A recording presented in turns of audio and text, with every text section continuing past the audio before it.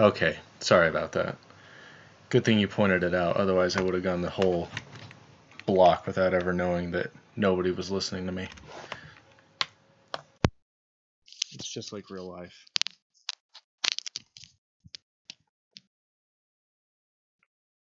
Kept you waiting, huh? Hello.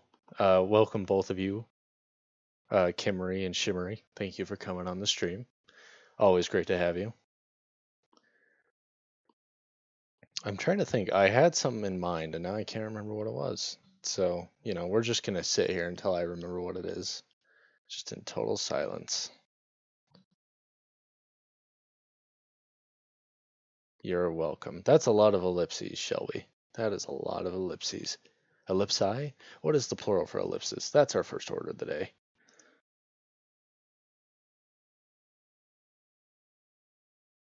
Okay, so ellipsis is actually...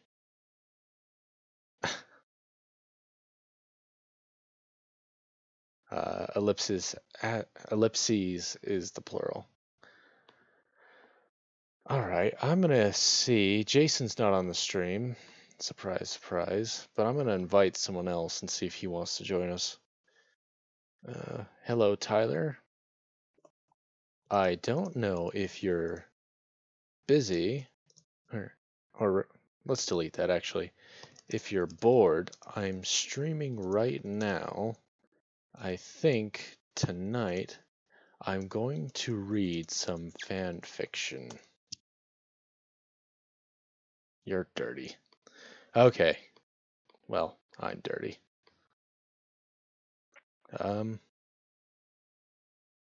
There's that picture again. That's us. Oh, looks like Tyler's going to be coming on the stream.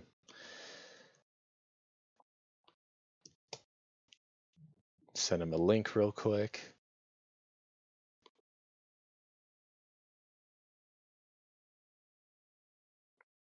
And we are not currently reading Edgar Allan Poe.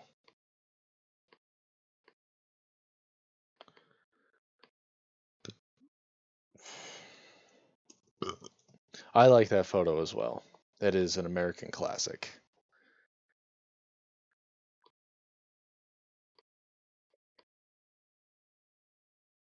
More stories like Mrs. Tiddlywinks. I was tripping over Mrs. Tiddlywinks. I don't know. I don't know if I can hang. But it looks like Tyler's on the stream. Thanks for coming out, Tyler.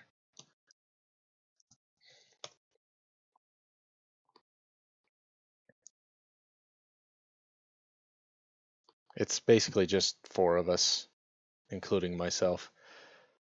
But I think I'm going to look up the worst fan fiction. Because, it's President's Day tomorrow, and what better way to celebrate than to be reading terrible fan fiction? No. List. I Google worst fan fiction, and what I get is My Immortal, which is actually popular enough to have a Wikipedia page. Holy moly, it's actually quite large. I can search the web for you. Shut your mouth. Okay, somehow my Google Assistant activated. It said, worst fan fiction when I get is My Immortal, which is actually popular enough to have. Which is what I said, but not what I meant. Holy moly. Okay, so My Immortal is an infamous little bit of fan fiction. Apparently, it's infamous enough to get its own Wikipedia page, and it's not insignificant in size, the Wikipedia page. I just posted the link to the Wikipedia page on the stream. I have no idea how big that is, but that is quite sizable. That is like way more words than anyone should say about My Immortal. So basically, I don't know how much anybody on the stream knows about it. Basically, My Immortal is a Harry Potter fan fiction known for being incomprehensible and constantly digressing. It is the epitome of bad fan fiction, starring a terrible self-insert character and horrific bastardization of the Harry Potter characters. Um, yeah, just like the Evanescence song, in fact. And that's not coincidence, that's part of it, because the main character, whose name is Ebony, is a gothic 17-year-old girl who's also vampire and dresses in all black. And it's absolutely terrible. Um, it's so terrible that I am convinced that it's fake fan fiction. That uh, somebody made it specifically for a laugh because it is so on the nose that I can't believe it is anything else. And there is a very excellent reading by internet historian and YouTuber Suthouse. It's very funny, and rather than reading it myself, I'm just gonna link it because, frankly, I don't want to read it because it is massive and not particularly interesting.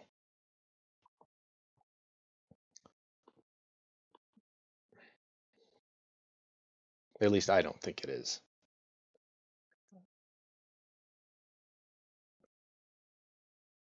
I am not late. Well, okay, I am lazy, especially today. But anyways, the only reason I talked about that is because if you search for the worst fan fiction on Google, like the first 5 results are all My Immortal. Not even the story itself, but like articles talking about it. But there's another one here by the Fanfiction Wiki, list of fan fictions considered the worst. First and foremost is a Sailor Moon fan fiction. The second is Half-Life Full Life Consequences, which is another funny one, but also maybe a little on the nose. My Immortal, of course. Salivation, which is apparently SpongeBob SquarePants fan fiction. It was notorious for being racist and homophobic, this article says, as well as having content too explicit for its proper rating. The most notorious criticism was that the story itself lasted only 3 seconds long. Let's see. There's another one which is total drama fan fiction, My Little Pony fan fiction. My Little Pony is kind of cheating because you're not gonna get good My Little Pony fan fiction.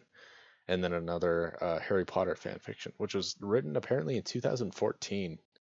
That is really late for Harry Potter fan fiction. But you know what? People are still making maps in Doom, so whatever. As far as fan fiction goes, I myself don't read a whole lot of it. In fact, I don't really read any of it. But when I was a kid, I used to read some of it. Zelda fan fiction and maybe some others. Zelda was what I remember the most. But even back then, like I didn't take it too seriously. My favorite was this one. I don't even remember what it was called, but it was like Majora's Mask, and it was just like a total like shock value thing where like the whole story is just filled with like sex and STDs and gruesome deaths. Because I was a very normal child, and that was what entertained me. I probably shouldn't have admitted that in public, but that is that's basically what fan fiction is. It's just terrible. Let's see. I'm still deciding if I even want to read fan fiction. Um, but we'll find out for sure.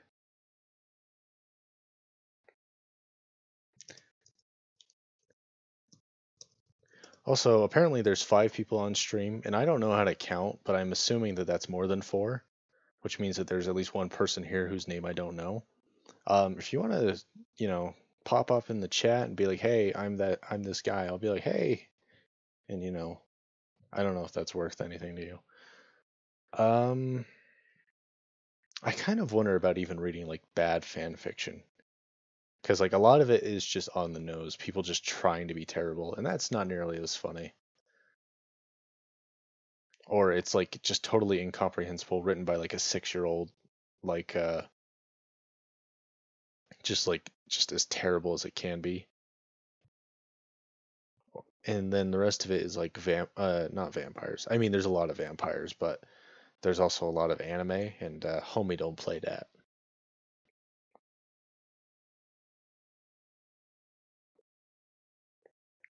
fanfic apparently there's a subreddit dedicated to fanfic abominations. So let's find out. Did I pre-select the fanfictions? No, I don't do any pre-selection because that would involve work, and frankly, I'm not willing to put that much effort into this stream.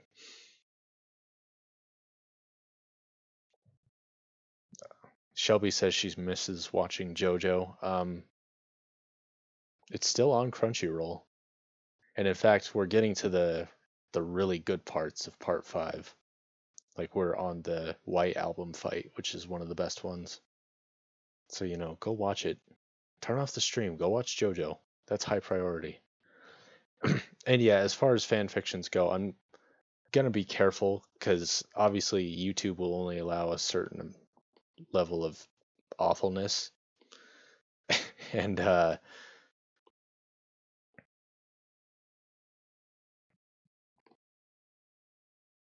was I trying to say? Yeah, they only allow a certain level of awfulness, which is just perfect for this stream because we are awful here. And the other half of it, it's just that some of it's just not that interesting. Like sometimes bad is just bad.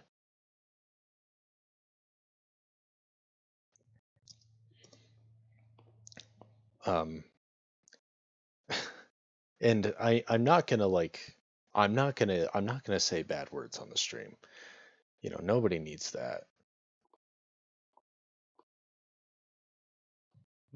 This stream, by the way, was originally meant to be for like maybe not necessarily kids, but at least family friendly, so that like if some weird kid or whatever was like stumbled on the stream, he could listen to it without his parents getting mad at him.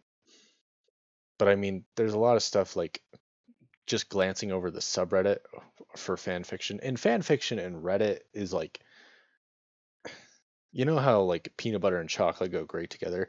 Fan fiction and Reddit is like the same thing, except they're like both terrible things that make something even worse.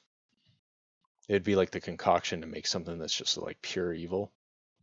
Kimmery is not a weird kid. Don't let her tell you otherwise. She is like 40. Fan fiction, and it's such a mire, Like it's a swamp, and not a fun like Shrek swamp, like a bad swamp. Oh, okay. Here's one that's specifically marked as non-sexual fan fiction, and you know that when you have to mark it as non-sexual, that's how you know you're in a good community. But let's take a look at it. It's apparently fan fiction of the Hunger Games. It's called The Cornucopia, and I don't think that's how you spell cornucopia. It is actually. Good job, Nancy D. You actually spelled a word right. Blah, blah, blah, blah. Today is finally the day. Here I am standing in the assembly. All right, any volunteers? My name is Brittany Sparks. I'm 16 years old. Welcome to annual Hunger Games. May the odds be ever in your favor. The crowd clapped and cheered. I wanted attention like that. Now for the strong men. Oh, it's a perspective from a man. That's really weird. Ugh, I've already lost interest. I was thinking that if I read a terrible fan fiction, I would probably just censor words with like innocuous ones. Oh man, is that the same one?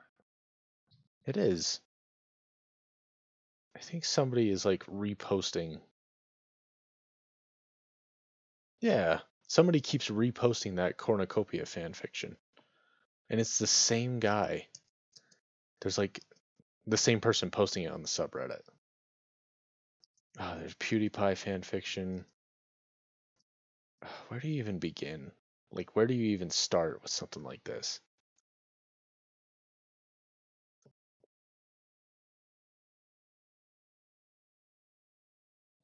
And there's a lot of people that already read like bad fan fiction on YouTube, which I didn't actually know, but I guess now I do. In fact, it seems like a lot of that is what's being posted on the subreddit, like just some YouTubers like, "Hey, I read this fan fiction that's about Vor and Muslims and Harry Potter."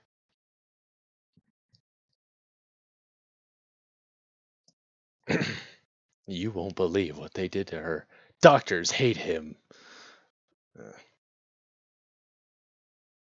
It's one of those ideas reading fan fiction that sounds fun in theory, and then you get to it and you just kind of end up depressed. Kind of curious. Let's take a look. Warhammer. Let's see if there's Warhammer fan fiction that's worth reading.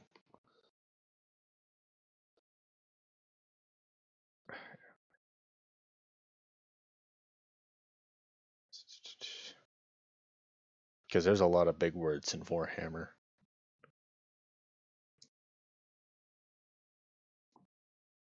And it's hard to know whether a fan fiction is going to be like as terrible gets, or whether it's just going to be like kind of boring. And it's a very thin line, very thin. And I'm honestly not convinced that I want to spend a lot of time with it. But I thought it might be fun to take a quick look. Kyle the Guardsman, 2 stars. I'm looking at the Bell Illustravia. Bala Illustravia? Oh my word. This is like another language.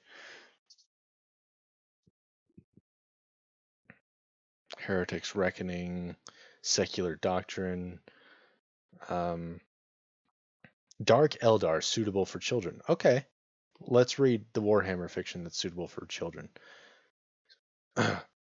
This is a Dark Eldar, suitable for children by R. Alex J.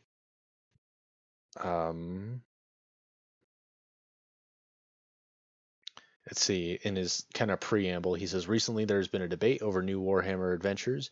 One comment that comes up is whether certain factions are suitable for children, the most common being the Dark Eldar. I will show that the Dark Eldar can be used in a children's story. I don't know anything about Warhammer. Dark Eldar not suitable for children, Tyler says. I don't know anything about it. So I'm kind of curious. Let's take a look here. And then there's another preamble in the first chapter that's in big bold, and it says, first, a few key points before the story begins. This story is K+. So when I say suitable for children, I mean suitable for children, suitable for more mature children, 9 years old and older, with minor action violence without serious injury, may contain coarse language, should not contain any adult themes. It shouldn't. I know I wrote it. It shouldn't. It might contain some adult themes. I might have accidentally snuck some bestiality in there. I don't know. Tyler's going to tell us all about the Eldar, the Dark Eldar, and I'm actually kind of interested. Okay, for this purpose, only what has been published in other works in the 8 to 12 range will be used here. This includes any other work. Blah blah blah. This includes Fighting Fantasy, Doctor Who, Star Trek, Asterix, Sins of a Solar Empire, Hearts of Iron 2, and all this stuff. Rogue Trader Journal, Entry 5. We are heading into the feral world of Birmingham, which we lost all contact with 15 time segments ago. This world barely has gunpowder, almost no industry, almost no visitors, almost no sunlight. Holy moly, how long is this thing? I am taking my son Sitting Bear with my third daughter Davinda Da Vinci with me, as they need to learn more about our Emperor's galaxy. I hope to keep out of trouble. After speaking to his cogitator? Cogitator? Gaius Marius of the 500 Worlds opened up the file from the bosses, telling him what they already knew. Fortunately, this wasn't as easy as he hoped. Children, stop playing with that skull. No, sit down, stop bickering. I'm beginning to wish I'd left you at home. We're sorry, Sitting Bear said, straightening his mini flak jacket. There's no more fun on this ship. It's all dark and shaking all the time. We're bored, Davinda added. She held the skull in her hand, scanning it with her glowing glasses. The red glare was the brightest light in the whole room. All the other people are either boring or servitors. Of course we'll fight. Gaius knew they were right, but what could he do apart from the hope the ship would arrive soon? The ship was dark, the walls sparse, and the only decorations being fur, portraits, and animal heads. The kids soon got bored of them. In fact, only one group got their interest, and that group wasn't talkative. The Order of the Sacred Grove, the bright green defenders of holy agriculture wars. Had the guns, the flamers, the armors, but kept to themselves. If only they had space wolves, the hairy fellows would be talking and playing with the kids all day. Yeah, I don't think you want hairy people talking and playing with your kids. That's just, that's just my my understanding. Maybe you don't want the weird furry people to be playing with your kids. Exiting warp, a servitor announced. He used to be a normal human, but robbed a high street bank one day. Now he spent the rest of his life as part of a computer. Hence, as Gaius told the children, don't steal. If you don't want the time, don't commit the crime. Even as a feral world, Birmingham should have ships going around the planet from small family, blah, blah, blah. There's nothing but scraps of floating marrow. Would you like to try? I'm going to scan this because, frankly, it's all terrible. What is this fan fiction? Hairy people? No, this is Warhammer. You know, for kids. Warhammer for kids. Dark Eldar. Welcome to the stream, by the way.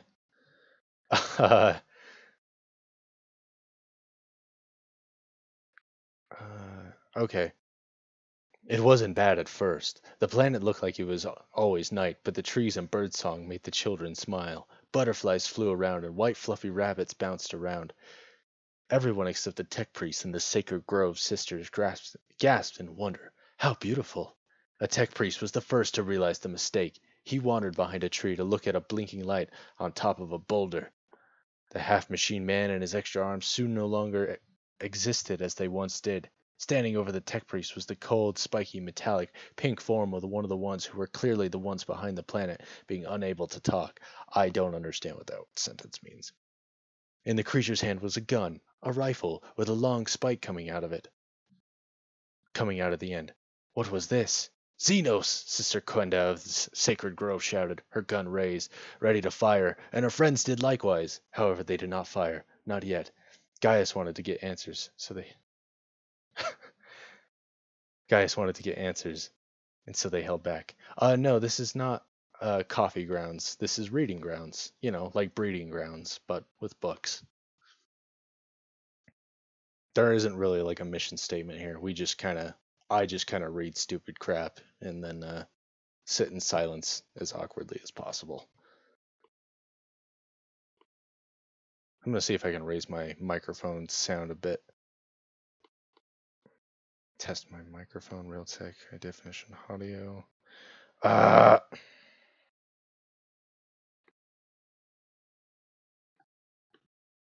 Levels, microphone boost.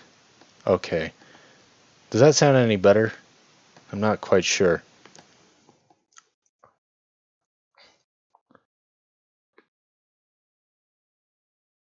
You should do some guided yoga. That sounds hot. Well, thank you. That's very nice. I mean, I guess I could do some guided yoga, but instead I'd rather read terrible fan fiction. You know, that's more appropriate, I think. But anyways. Okay, where was I? You, the rogue trader said. What are you doing here, creature? Noise came out of the creature's mouth, grating noises, like a tire skidding on a road. Children ear translator said, We are of Komorach. We are of the cabal of the bladed lotus. We come. We have fun. We go. We will have fun with you. Devinda and Sitting Bear stared at each other. Finally, someone with a sense of fun. They like pink, Sitting Bear exclaimed. Wait a minute, isn't that the sun? Whatever. Devinda nodded. I like that they're tall. Stop it, you two, Gaius hissed. That's an Eldar.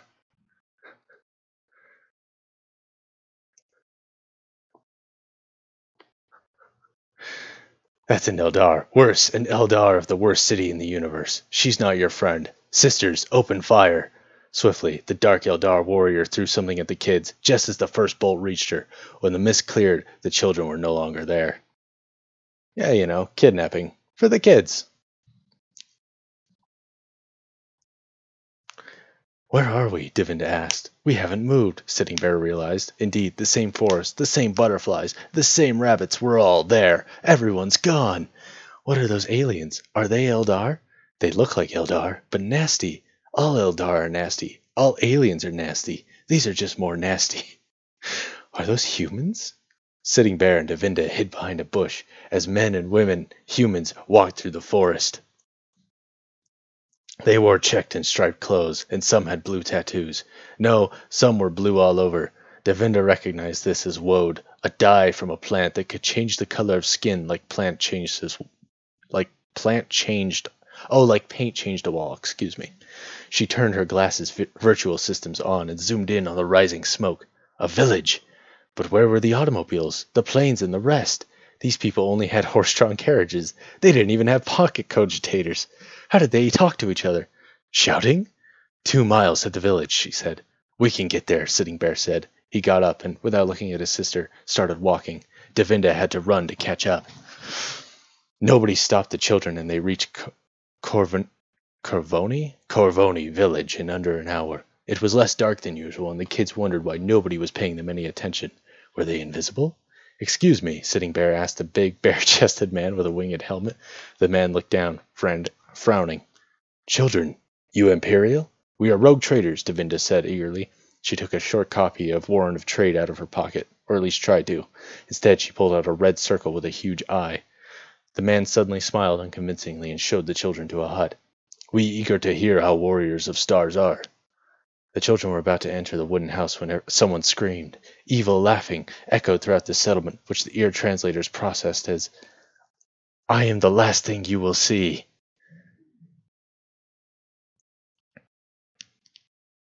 Pink armored creatures.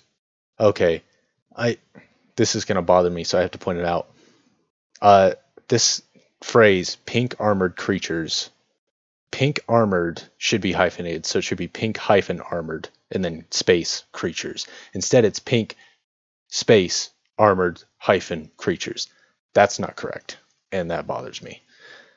Oh well. Pink armored creatures rushed into the village alongside a floating platform brimming with guns. Despite this, not one splinter cannon, dark lance, or disintegrator fired. Instead, the Dark Eldar threw glowing purple balls at everyone they could see. The children's jaws dropped at the big man. The big man took a ball to the chest. That is how that sentence is parsed, by the way. That was not me. At the big man took a ball to the chest. No homo. Before he could scream, he vanished in a burst of purple light. Sitting Bear stared, frozen, which nearly caused the aliens to see him. Devinda pulled him down. Soon, once the village was cleared, a warrior jumped down from the platform. She was smaller than the rest, but her armor was even spikier and she held a staff. This is Archon Faxa. We have abducted the first settlement. Tell the Hyman Kuli their system is working. We will now find the Monkey children that are here. Now know we're here and think we don't know they're here. What? Is that... Whatever. We will now find the children that are here, know we are here, and think we don't know they are here. We hope they beg for mercy. The children had no weapons, no way of fighting, and no backup. What could they do against such fearsome beings? Dang it, I lost my place.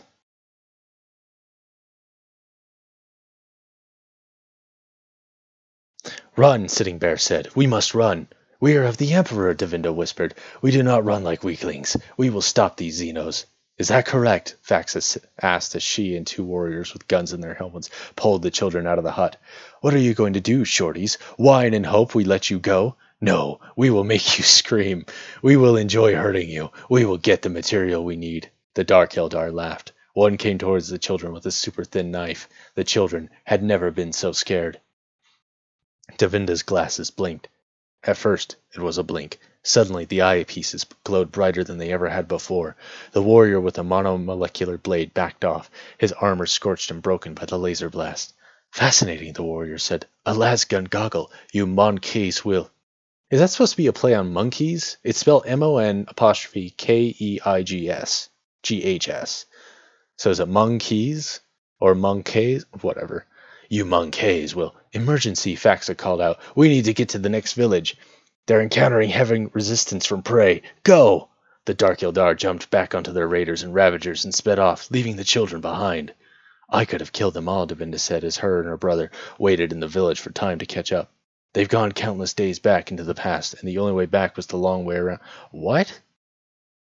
They had gone countless days back into the past, and the only way back was the... Where are we going?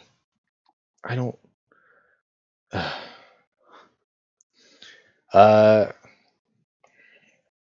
Whatever. I'm almost done with this chapter. The only way back was the long way around, whatever that means. I believe you, Sitting Bear said. I can't wait until I grow up. We can then fight back properly. These Xenos are bullies, nothing more. It's time somebody started standing up to them. That will be us. Purple smoke burst forth and wrapped around the children. The Dark Eldar grenade the first warrior had thrown had malfunctioned. Okay, I understand. The grenade the warrior threw malfunctioned, which is why Devinda and Sitting Bear time traveled rather than end up in a prisoner cage. Yeah, just gonna time travel to get out of my problems. The system tried correcting itself, but all it did was send the children back to the start. Devinda, Sitting Bear, Gaius called out. What happened? The Dark Eldar tried to hurt us, Devinda said. My glasses stopped them. Did you make them as Lay's gun? Yes, thank the Emperor. We can tell the Imperium that the Dark Eldar raided Birmingham, and that's why we couldn't talk to them. How did you handle them? We stood up to them, Sitting Bear said. As I said to Devinda, they're bullies, nothing more. We will stop them bullying any more planets. I don't know how much more of this I can take. Murray is asking if I write my own stories. I do, actually. I am an aspiring writer. I've actually read one story on stream, Blood, Sweat, and Tears. It has its own video that I cut out. And it's on a separate video if you ever get bored and you want to read it. I think so far that's my best short story. I do this on a weekly basis, once a week on Sundays. I started 30 minutes ago, whatever that is for your time zone. Last week we did read some poetry.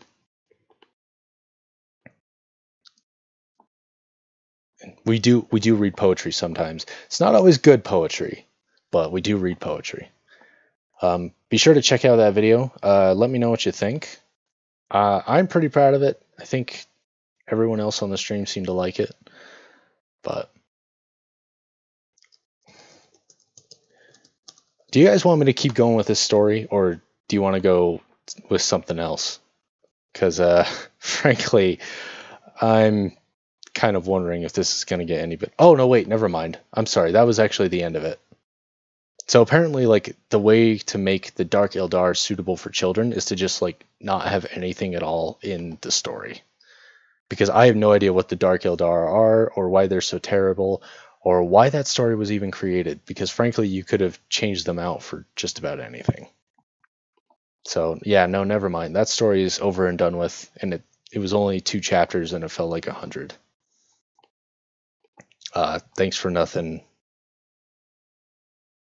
fanfiction writer. I guess I shouldn't be, like, so harsh. I mean, it's just people having fun. Whatever. I'll tell you what it did make me think about, and since I've been kind of talking about my own stories anyway, so I'm currently writing a novel, a fantasy novel, but before I started writing that, I had tried a different story that I wanted to write. I had this idea for a story that was essentially making fun of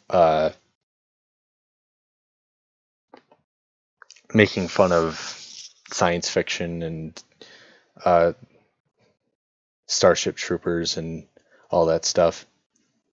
I ended up canceling it because I felt like it was a little anachronistic. Like, it would have been more relevant if it had been released way back when, and that releasing it these days wouldn't have done anyone much good. But I had a lot of fun reading it, or writing it, I should say. Like, to the point where I was literally laughing out loud. Yeah, Kimry makes a lot of puns, whatever that's worth. That's what she does. Anyways, so the idea behind the story, originally it wasn't like a comedy or anything. It wasn't even a science fiction. I just had this idea about a guy who just, like, slowly starts to disappear piece by piece.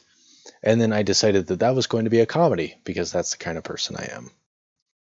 But I ended up just sort of making fun of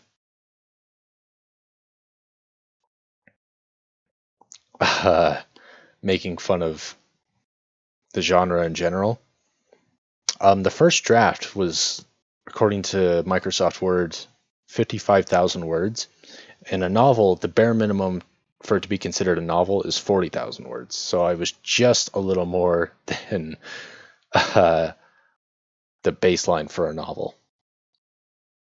And it, like I said, I just had like a ball writing it. I don't know if anyone else finds it funny, but you know what? For fun, I'm going to read it. I'm going to read a little bit of it because it is very long and I don't know if I could do that. But I don't know if I ever decided on a name.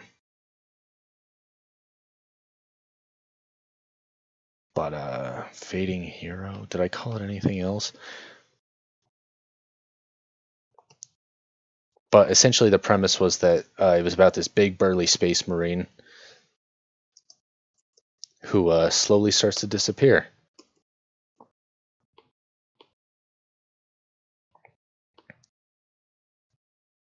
So I'll read a little bit about that. I just called it tentatively Fading Hero. I didn't get far enough to actually give it a name.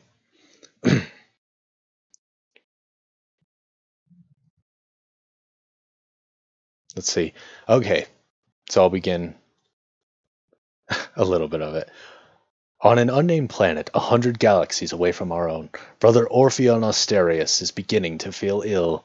Standing there, soaked and dripping with blood, his eyes and his head begin swirling about like a fish in a toilet bowl, and there's an empty feeling in his guts, not unlike that of a stomach digesting itself. When he tries to speak, to curse his situation and every abiding molecule, he instead emanates primordial moans, the likes of which are only appropriate under the more discreet of circumstances. The people near him, all men, cannot help but grow noticeably uncomfortable at the sound. Well then, thinks each man in his own words, I knew Brother Orpheon liked killing, but not this much. Of the group, only the naive Patroclus dared approach him. Not understanding the implication of the sounds being made, he is the only member of the group capable of feeling concern. Are you all right, brother? He asked. The answer would have been no if Brother Orpheon had been capable of expressing himself in a groan that was normally considered gratitude. In fact, he was the complete opposite of all right, and it was only going to get worse. That was the beginning, and then the first chapter begins. Brother Orpheon had not always been sick.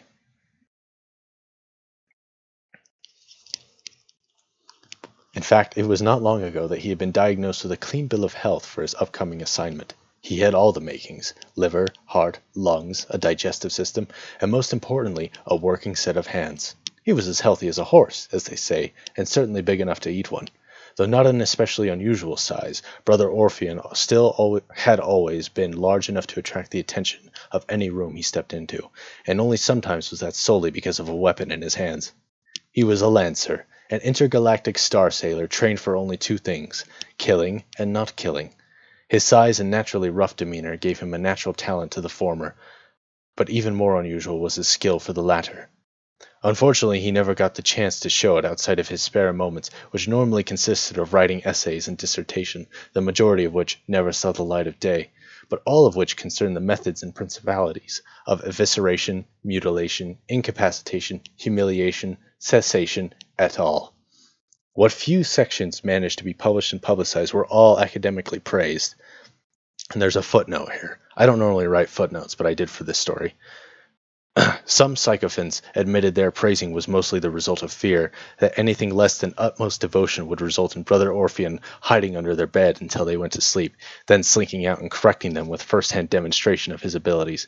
This was, of course, unfounded, given that Brother Orpheon was both very far away at the time and much too busy to meet with his critics. And so it was no surprise that the man rarely found acknowledgment for the other half of his job, where relentless not-killing exercises finally came to fruition. But he was none the less skilled in his lancing duties, and such skill can only result from a passion for the task at hand. Given statistics, recording, or even gossips of the man, there was never any mistaking it. Brother Orpheon loved killing as much as he loved opera, and it was very difficult to complain about his not-killing task going unrecognized, given that his fraternity was earned shortly after filing his patent for the 37th method of strangulation, which he had invented in his spare time. The Imperial Order had surprised him with the news of this title while at work. All the while he stood knee-deep in the guts of the impious snake people of Zerzagon IV. They, the Order that is, not the Snake People, presented him with a brass medallion and a round of applause, along with the announcement of his brotherly title. So excited was he that he... Hold on. So excited was he... I lost my place. So excited was he that the moment he finished work for the day, he retreated into his headquarters and began writing a personal essay on how to use the metal as a weapon. Oh, so I guess I should probably mention this book, quote unquote. This one, I'm not gonna finish it. um, this one was just like I was originally gonna finish it, but eventually I was like, it's not worth it. But I had a lot of fun writing it. But I do appreciate the critique. But this is a first draft, so if it doesn't make sense, that's my excuse, and I'm sticking to it. From that point on, Orpheon Asterius of Earth was now Brother Orpheon Asterius, and such an honorable title was not given freely, for all those born under the imperial flag are required to exercise the privilege of serving under official capacity for no fewer than 5 years. All citizens, all true citizens, complete this service. Among them, approximately 20% go on to make a career of it, and among those, less than a tenth of a percent are considered eligible for fraternity, yet not for lack of trying.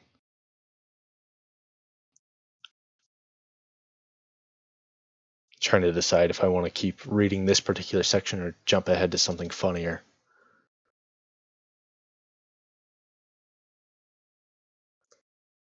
Few of these witnesses would ever realize that while the fraternal were given luxury, this was also because they were given emphasis. If ever an exceptional job or task came along that could not be solved by normal personnel, the brothers and sisters of the Imperial Order were next to be summoned. It was this clause which propelled Brother Orpheon onto a planet yet unnamed, whereupon he had been given extinction duty for a new alien species most peculiar. And that was the end of chapter 1.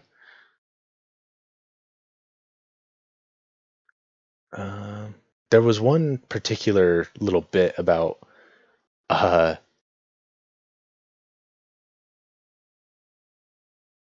Orpheon Asterius's ingenuity about like the weapon he invented, not the metal, although that one was I forgot about that one.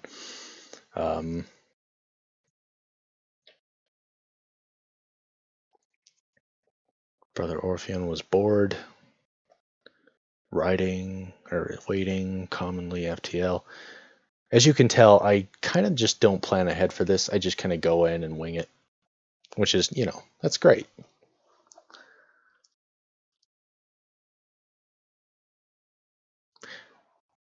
Okay, so Brother Orpheon Asterius is traveling to a galaxy, and even with faster than light traveling, it takes a very long time. On one particular night, he sat at his desk in boredom,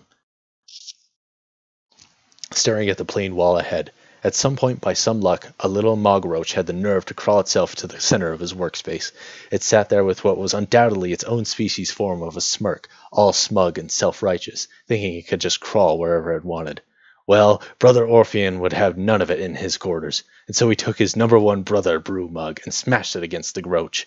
Upon seeing the blue smear of the bug's inside, all smushed against the table, and that his stein remained without so much as a crack, he immediately pulled out the data finder and planted it into his left forearm, and began to type out a short essay about the finesse required for such a fine enemy.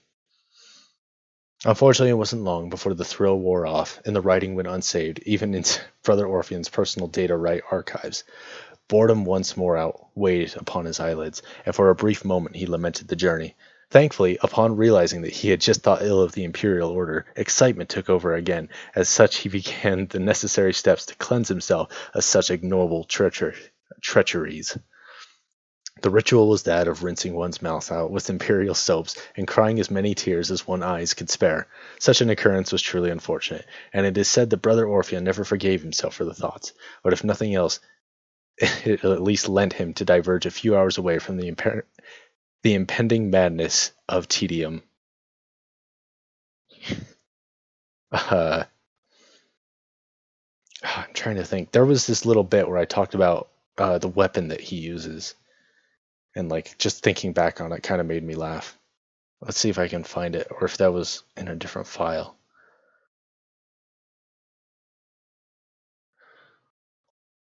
Of course, the mirror.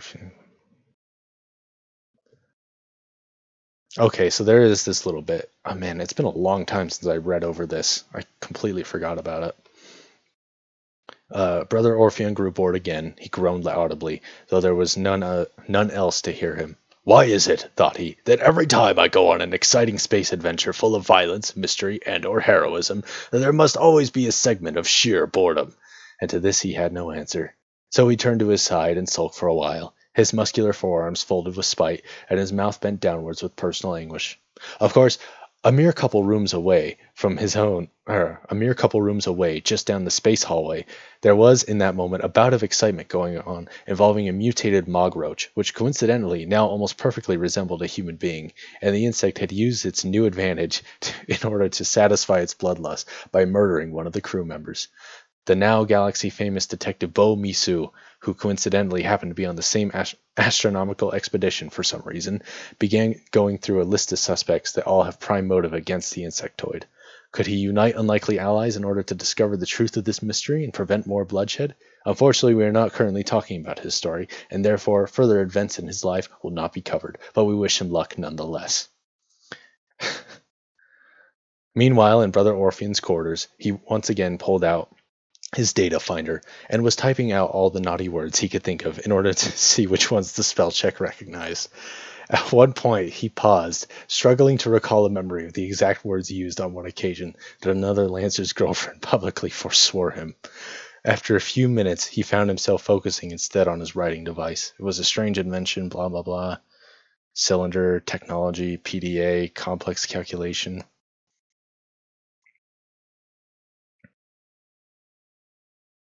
Like a standard computer, it was capable of anything between sending grandma heartfelt messages to looking at millions of lewd pictures.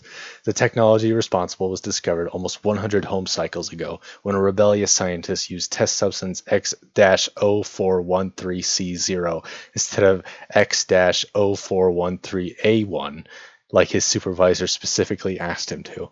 The responsible chemical turned out to be... Brother Orpheon paused his train of thought.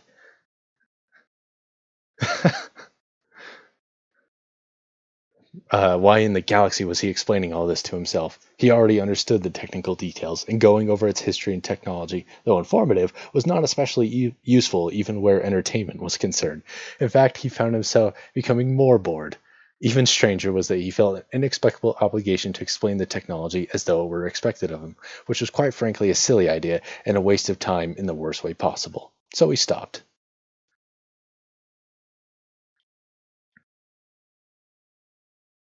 And then chapter 2 ends, morning of the arrival, popped off his pillow. Familiar notes begin to...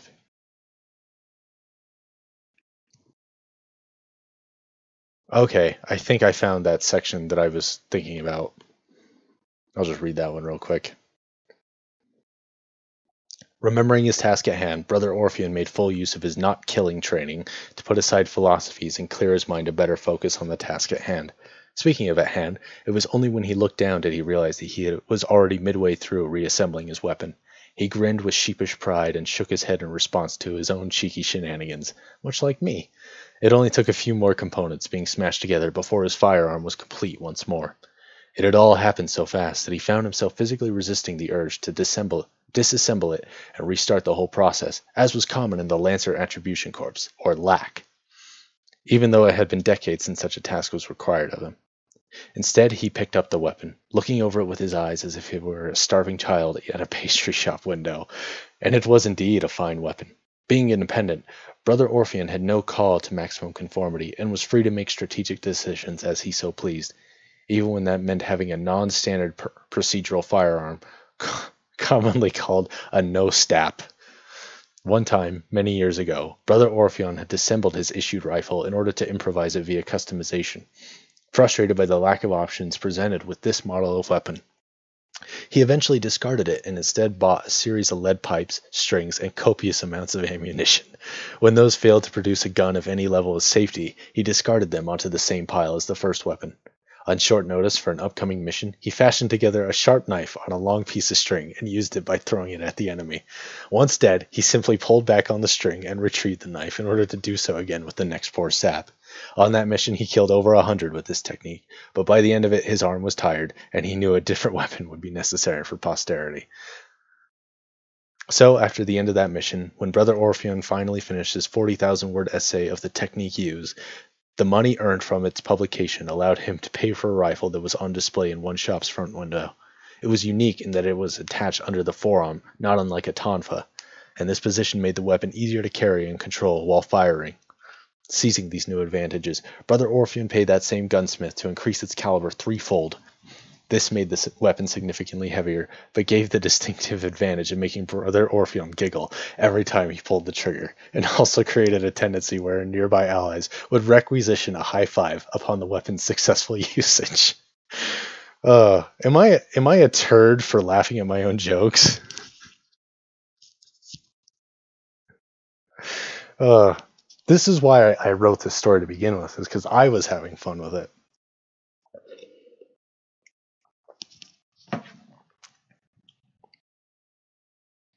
In fact, he talks to his weapon, he rubs it along the massive barrel, no homo. Oh, yeah, and he calls it his BBW, his big beautiful weapon, I think. I forgot about that. There were a lot of acronyms in this story, because how else are you going to write a science fiction story? Let's see. I'm trying to remember the next funny part, because there was a lot of downtime, which tends to happen with science fiction. But oh, okay. Here's one. Finally ready for combat, he returned for real to summon the hyperlift once more. Inside its tube, he puffed out his chest and made sure to deepen his voice as he spoke to the machine. "Hangar Bay," said he. "I am detecting that you have not eaten today," began the AI. "Would you like to instead go to the mess hall?" "No!" he yells, frowning significantly so that the machine would be sure to notice. It must have worked, because the doors to the lift closed shortly thereafter. "Okay, then," chimed the machine quietly as it followed orders. Oh.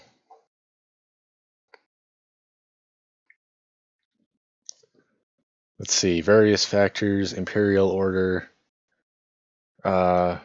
union, workers.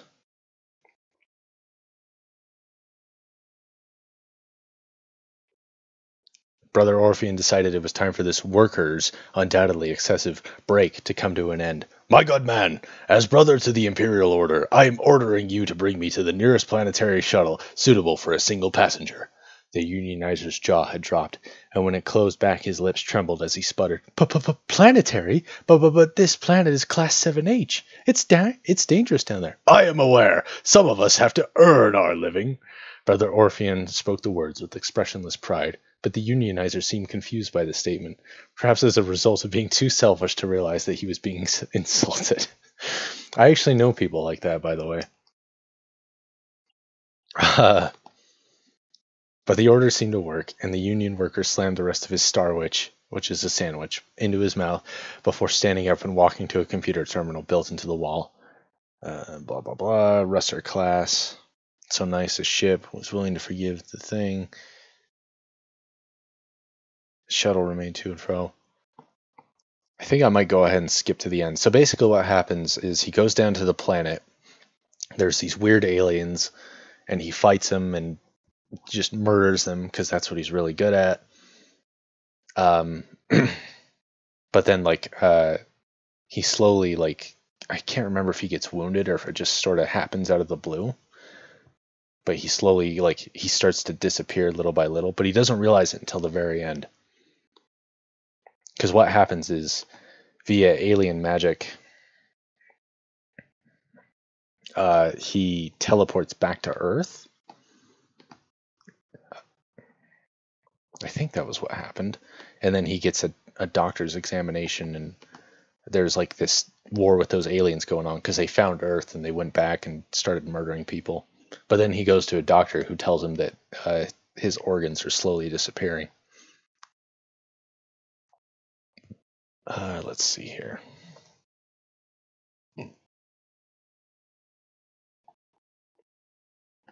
Let's see, and so it goes. Holy crap.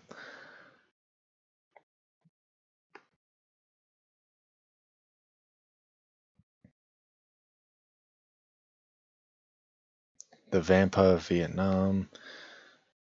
What? What was I on when I wrote this? Okay. I wanted to go back to Earth.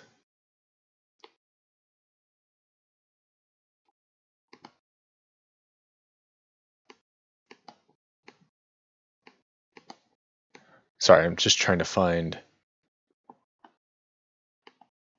Oh, yes. Okay.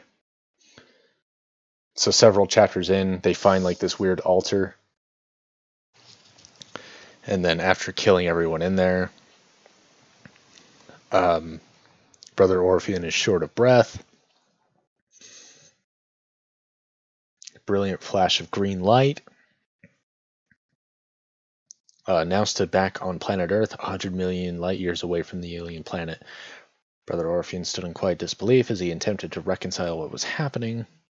Like, teleporting, I guess, is probably a better way to say it, but essentially, like, he just disappears and then I never explain it. And that ended up being like a joke, and I'll get to that, but he reaches for his data finder, which is his PDA.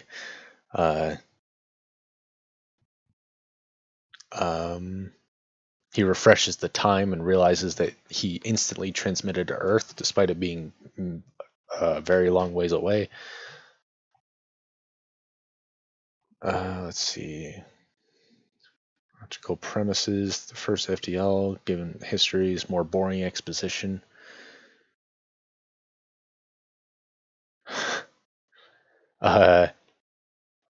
Let's see here. To Orpheans, the only bodies present were adorned with dirtied yet unmistakable standard issue armor of the Imperial Order. He shook his head with mourning, but there was no time to lament heroes. Instead, the scoured what he could see amidst the uneven rubble of destroyed buildings.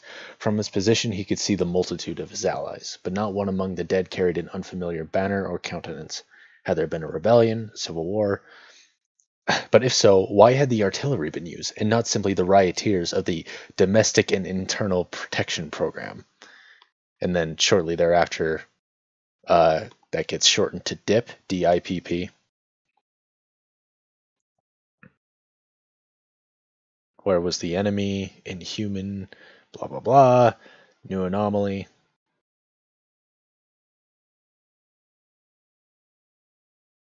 Brother Orpheum was technically lucid, but the latest waves of his illness had caused him to feel like a blurry memory. Even as it was happening, his expression was blank. Watched himself delicately sit on the examination table in an out-of-body experience. It was a white interior, blah, blah, blah. Finally, the doctor turned to face him, asking him some questions to which he responded promptly and as simply as possible. Following a moment of quiet consideration, the woman began to activate some of the machines which dangled overhead.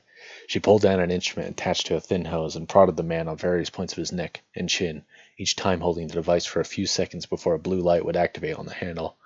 Then she reached into one of the drawers and pulled out an automatic syringe. She asked another question, to which the response was no, before sticking it into the wide veins of his right arm.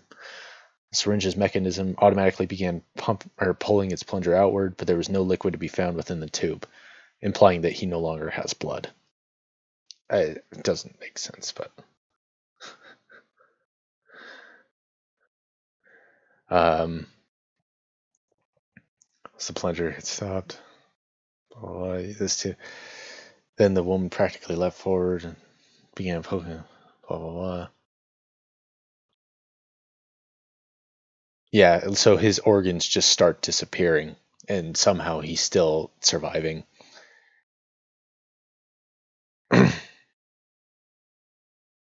They explained that about a month ago, these aliens started appearing, and there's been a big battle and invasion, and blah blah blah. There's a battle with like this alien that talks to him, and I want to skip to that because I feel like some of the dialogue was kind of funny.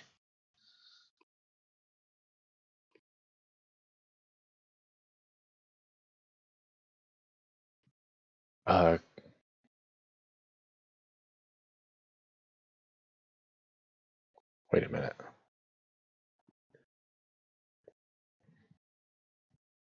Okay, elsewhere the battle raged on. Hordes of men and women, all fighting in defense of Earth, frantically discharged their weapons into empty spaces of air, hoping that at least one bullet would find itself lodged into the bodily crevices of their Xeno guests.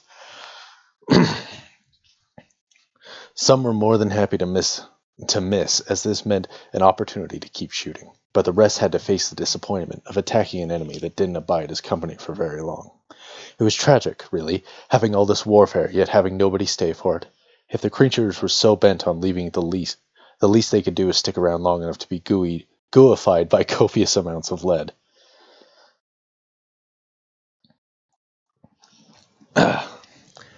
So I think the idea was that like the aliens were capable of disappearing, and when Brother Orpheon, who is like the only soldier on that planet, when he starts killing them, he gets like covered in their blood, so he kind of catches like an alien STD, and the way that his body reacts to that is like he just starts to disappear. Like he's disappearing into nothing. I think that was the idea. I don't know if I ever actually explained it though. Alas, the creatures were not familiar with Earth customs, and thus the violent premise of their visit to the planet had been lost upon them as they became far too eager to share their own galactic tradition of quote-unquote not dying. And so it was that the people of Earth continued firing upon the thin air or into the dirt, and many of them screamed like wild children who were being given their shots in the throes of night terrors, while also performing lead vocals for a heavy metal band. It was in these hectic moments that witnesses to the pointless carnage knew that war truly was hell. So basically, like, they're just shooting and, like, not able to actually hit anything, and there's not even, like, any enemies in front of them, but they're, like, screaming like crazy, and, yeah.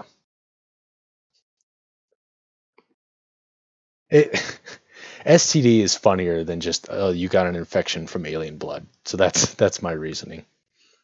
In time, the militia's obstinate wrath began to finally dwindle, mostly as various members began to run out of ammunition, but some found their stopping the result of breathless exhaustion.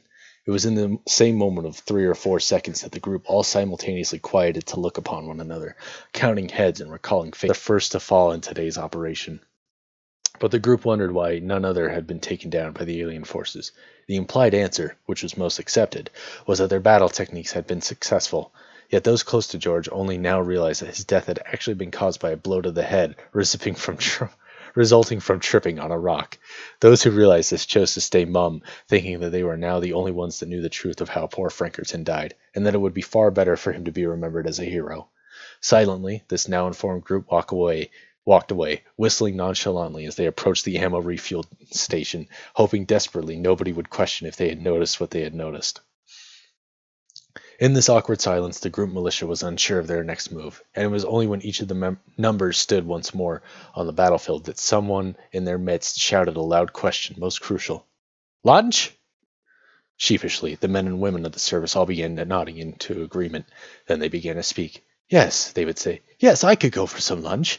All the while each of them nodded with a rhythm increasing in speed, until every person resembled some sort of territorial bird, but their hostile nature was substituted with merry agreement to the mutual suggestion. And so they gathered round to line up for the food truck, whose today was serving starwiches, which tasted not unlike fresh pickles. And they all stood as they ate their scattered places on the battlefield, for no one had thought to bring chairs or tables. The group chewed together with an inner glee that is uncommon on fields of battle, and it was this same chewing in whence their jaws moved in such heavy and deliberate way which suggested that they still bobbled their heads over and over in agreement, and indeed, some of them were. Little did they know that just overhead an air drone was watching each of them closely in assessment, and that the numerous clandestine officers of watch, or as they preferred to be called, OW, spectated their inferiors with envy for the first time, as each officer began to desire starwiches of their very own. A+ writing. Novel of the year. Thankfully, the air-conditioned tech palace did not have to suffer the unfamiliar feelings of watching foot soldiers have something nice happen to them for much longer, as it was not much longer before their compatriots arbitrarily found themselves turning into a bloodied mush, as though they were individually encased in a giant invisible blender. As if they were. The other warriors watched the carnage unfold before their very eyes, as friends and strangers alike were ripped and torn apart and shredded. Well, you get the idea. And that's literally what I wrote. And though the carnage was sickening, there was not one among them who responded, as each one was still busily chewing their starwich, and did not wish to drop their precious food, nor sully their weapon with greasy fingerprints. Instead, they continued to chew in a way that no longer caused them to bob their heads, but rather now did so with swift bites in their attempts to not scream like little girls. How many stories have I written? So I've only like tried to write 3 books, like in earnest effort. I wrote one that was like, I think somewhere near 80,000 words. That was my first, and I threw that one away. This one was my second. Like I said, I got to like 50,000 words and threw it away. My current story is a fantasy story. That one's 160,000 words. I'm on the 3rd draft. So I've been writing.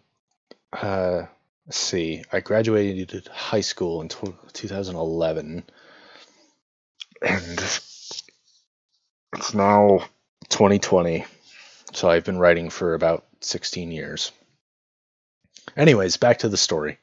It was only by the grace of the stars that the creatures were demolished mid-flight under a hail of gunfire. Collectively, the group turned to see who it was that managed to finish their Star Witch quick enough to retaliate. But soon they discovered that the man responsible had never so much as had a Star Witch as of late. This fact was apparent by his curmudgeonous, I think it was like curmudgeon, but like whatever, his angry facade, by his massive size, which could have only been satiated by dozens of Star Witches, and no man in the universe could have gorged so many so quickly. "Ah!" cried one of the man's witnesses, his mouth still filled to the brim with pickle-like goodness. Okay. The rest shared the gleeful sentiment, but made sure to maintain their manners of not speaking with one's mouth full. Instead, showed their appreciation by bobbing their heads as they continued to chew. So as far as this story goes, I wasn't planning on publishing it because it was supposed to be a satire of,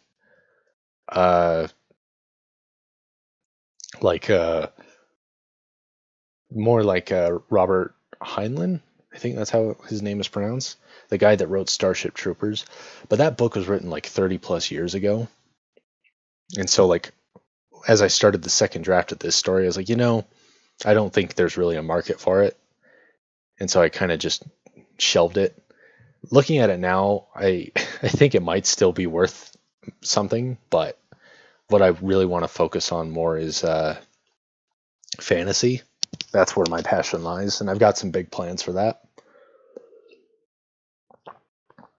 Like that one story, that short story that's on my channel.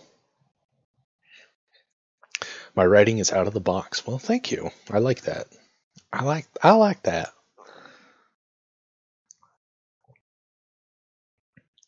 I like to think that my writing is good too, but we'll see. Anyways, back to Star Witches. Brother Orpheon stood before them, posing in such a valiant way.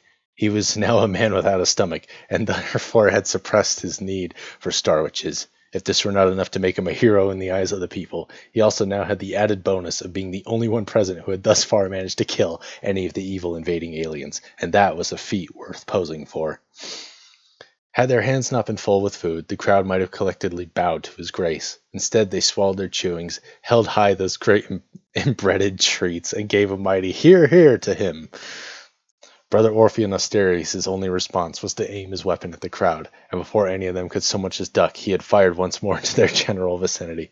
It was only when his assault rifle had quieted once more did they hear the groanings of yet another fallen Xeno reveling in its wounds. Each of them turned their heads almost synchronously, and everyone did not look back to the enormous posing man until they had confirmed the death of yet another adversary. When they did, Brother Orpheon Asterius knew he needed to say something. But what? He asked himself. He considered words of comfort before deciding that these poor souls, foolish though they might sometimes be, were not mere babies, and their luncheon provided more than enough comfort than they needed. So he instead considered yelling at them for unspecified foolishness, knowing that an individual could easily find their own guilt for any event on their own minds. This was by far the most tempting option, but though Brother Orpheon now felt little pain from his galactic infliction, he remembered that soon it would overtake him for good. And so, he decided, it would be better to give the people something to remember him by, something cool and hip that would be quoted by uncreative college students that had nothing better to say for generations to come. Without realizing it, this last idea caused Brother Orpheon to slowly nod his head in self-agreement. It was then he knew what he was going to say. "The battle has begun," growled he. Then there was only silence, and this caused Brother Orphean to decide that the line had sounded much better in his head. Even so, the people smiled and nodded. Yeah, they cried, yeah! And all at once they snarfed down the rest of their Star Witches and pulled up their weapons, disregarding their fear of greasy fingerprints and readying for battle. And in that instant, as though guided by the convenience of storytelling, a massive alien suddenly appeared in the middle of the air and fell to the earth in order to begin one of the coolest fights the galaxy would ever see. So stupid. I don't mind writing something that's kind of silly, but I feel kind of silly laughing at my own jokes. Oh well. As long as I'm having fun. If ever a war could be called beautiful, the battle against the aliens, or Bata, was not it. There was all manner of punching and kicking and screaming, and yes, even the occasional kissing. Many of the people even had their clothes torn off, exposing the contours of their body, confusing many of the participators in regards to the nature of the gathering. Other combatants began swinging their weapons about in a most barbaric way long before their ammo had run dry. During the chaos, some who tried to come up with war cries found themselves instead yelling secrets they had promised to never tell, such as not actually liking the top-grossing movie of all time, Aphrodite, or how their comrades' state-regulated goldfish did not actually die of old age, but instead as a result of the confessor forgetting to feed it as they agreed to 6 times. The aliens, who did not understand Imperial English but had a gland within the mind which detected awkwardness at twice the rate of a human, often recoiled in mild disgust, so at least the many people of Earth could claim victory in this regard. Meanwhile, Brother Orpheon stood in the exact same spot he had arrived in, disgusted at these inane confessions. He had thought that he had become immune to pain thanks to his illness, but it was obvious now that this was a lie. So he stood there, 1 foot on a rock, watching the monsters he had created in disgust, and the monsters they were fighting with surprisingly less disgust. He shook his head with shame, but it didn't stop him from reloading that weapon, or for that matter, pointing it to the crowd. He wondered if he could manage to hit the aliens without damaging his own kin. Given their close proximity, he quickly determined that this was simply not possible. Then, noticing several instances of interspecies kissing, he reconsidered whether their deaths would simply be unnecessary sacrifice. Ultimately, he decided that such killings would not be helpful to his cause. And after all, who was he to judge what people wanted in love, even if that meant all sorts of toothy, slimy, overgrown kisses, which eventually led into... He shuddered, stopping the thought dead in its tracks. That's enough of that for one lifetime, thought he. And so, seeing few other options, he began his descent down into the crowd, trying his hardest not to double-check as to what the warriors were doing with their opponents. And opponents is in quotes there.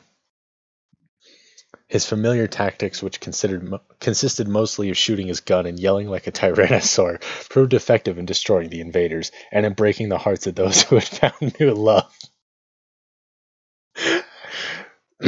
Okay, most important was the fact that these efforts had given his army an edge in the battle. Because the alien scum had forsworn the surprise advantage they once had, it was now a simple matter of shooting them in the face. Beneath his breath, Brother Orpheon thanked the Imperial rights for permitting firearm usage for every civilian, for without them shooting their enemies in the face would simply not be possible, even though the only survivor in the battle was not a civilian. But who could correct him when he was having so much fun? Brother Orpheon meandered through the crowded battle with determined ferocity, shooting in all manners and never once missing, his bullets only stopping for the short amount of time it took to reload. And it was a messy affair, as each wound given to the fell beast squirted high-pressure blood with a sound most immature, and soon every person in a 1 kilocubit radius found themselves soaked to the bone with the very stuff. Miraculously, Brother Orpheon alone wandered through the crowd with nary a stain anywhere on his person, and it was not exactly clear why until one of the creatures finally had the bright idea of grabbing him by the internal organs. It was in this moment, however, that the hand of this particular alien fell straight through his chest without resistance. The skin remained intact, as did his armor, but Brother Orpheon, whose numbness steadily grew as time went on, felt nothing. The beast itself felt only a ghastly chill from its actions. Brother Orpheon had paused once more to exchange his empty magazine for a fresh one. As he was busy with his action, he could not see from the corner of his now slightly transparent eyes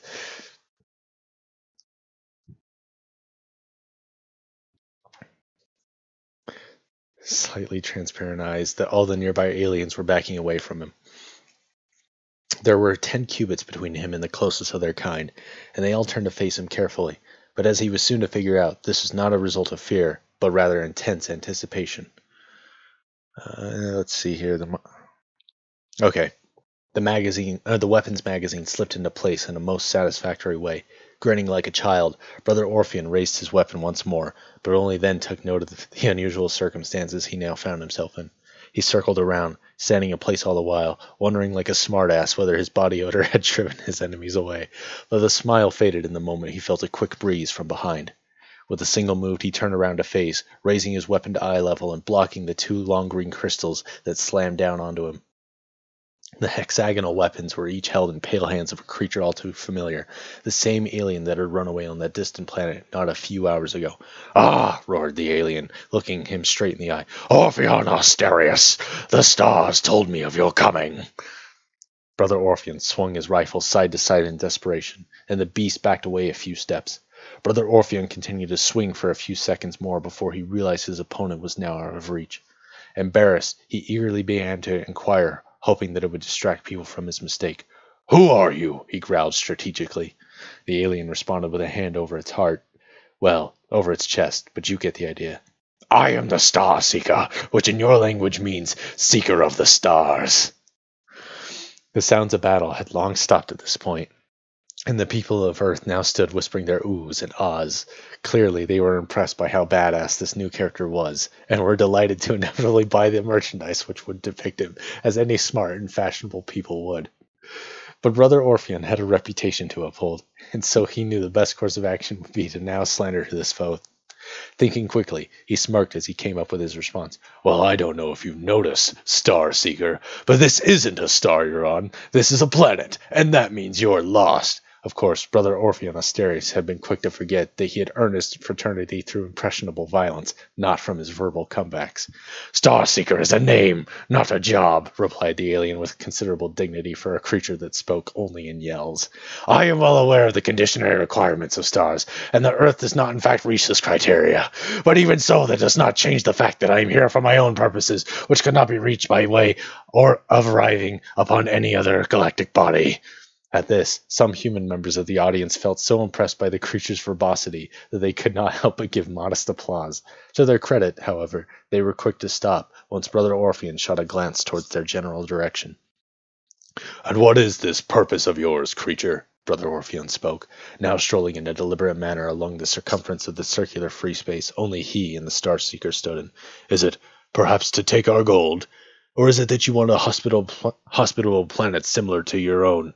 Or maybe you were hoping to catch my bullets." "Ah!" In the blink of an eye, Brother Orpheon raised his rifle, and its recoil jiggled his arm muscles in silly ways. But when the proverbial eye finished its blinking, he realized that he was not actually holding his weapon, and had only simulated recoil while making the appropriate gestures. He looked into his empty hands and turned to his enemy with shock. "You can stop time?" he asked in fearful assumption.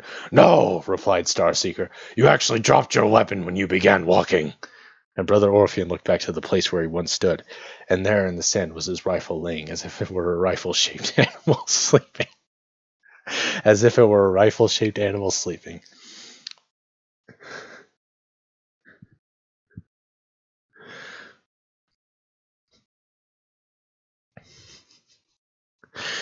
While still in awe, Brother Orpheon looked back into his own hands and realized that his body was now even more translucent. "The stars of the sky revealed to me that you are going through la puberty. Your massive amounts of bloodshed have caused this, and now you have reached a point that you are no longer capable of wielding a normal weapon. Sorry you had to find out this way."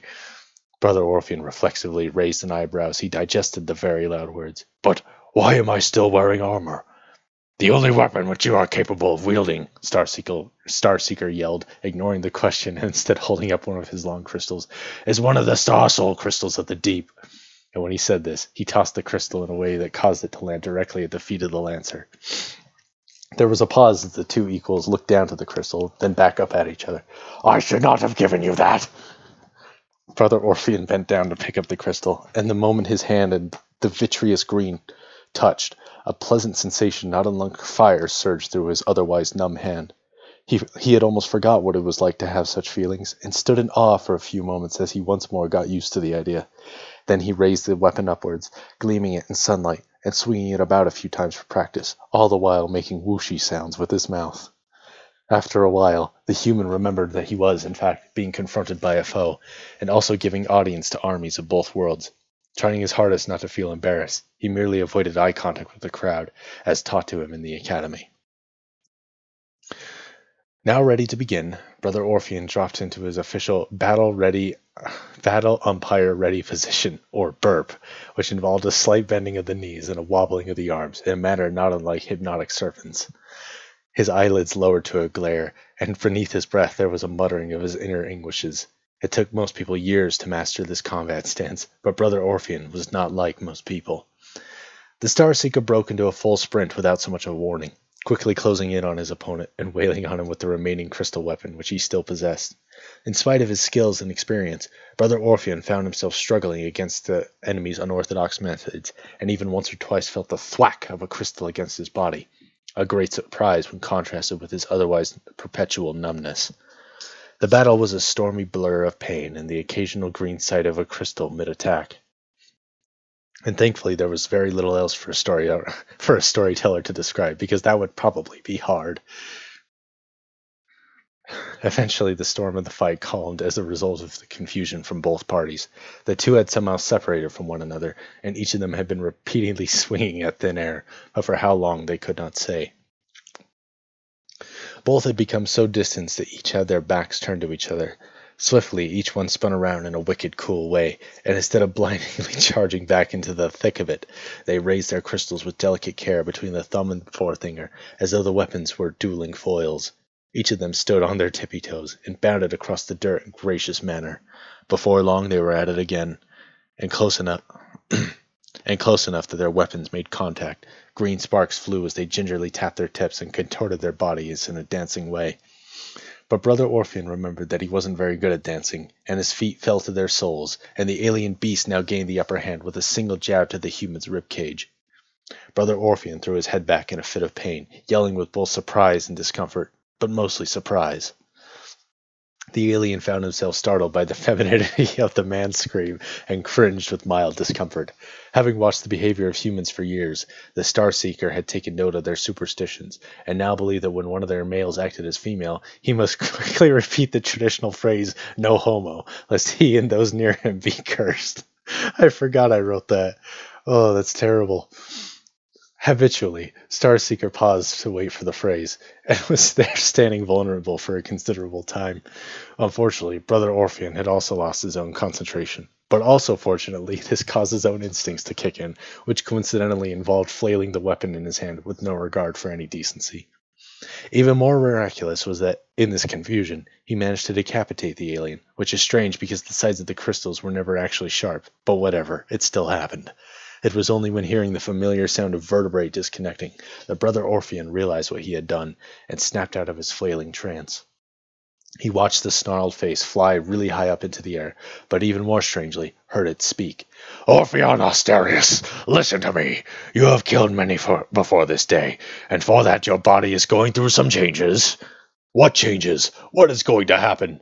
"Our bodies are not who we are. Existence extends beyond the realm of sight and sound, and you will see it soon enough." Brother Orphean's face drooped into its usual state of skepticism. "If you have proof of such things, then compile your evidence and send it to the Imperial Order's Committee of Services to collect your prize," which is trademarked, by the way, in the text. "I can't," said the head as it only now began to fall downward. "I'm dead!" Amazingly, the Starseeker's head landed perfectly back on the clean line that was once its intact neck, appearing as though it had never left at all. But it no longer moved or spoke, and indeed its hand dropped the second of the green glass crystal. At this, every alien in the crowd just kinda gave up. "Wow," one of them said. "Damn!" And when they all teleported away for a while, realizing they had just been owned, and all the humans nearby were really excited to go up to Brother Orpheon and high-five him, but they quickly stopped once they realized he was now glowing faintly. He looked at his hands again, then up to the sky, and somehow he knew what was happening to him, probably because it had just been explained.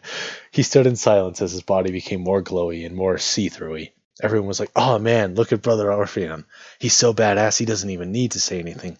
But the truth was that he was trying to think of some cool last words. Unfortunately, or maybe not, all things considered, he disappeared without saying anything else, but not before almost blinding everyone with the glory of light he expelled.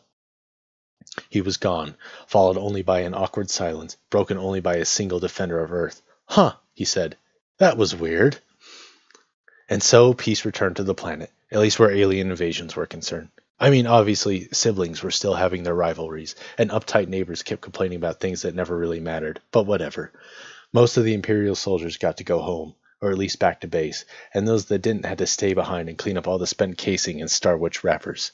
Planet Earth, fearing another invasion, began building a gigantic and expensive space wall of blackened metal all above their planet's surface area, completely forgetting that its invaders had arrived by teleportation, and so preventing the sun's useful presence from gracing their planet.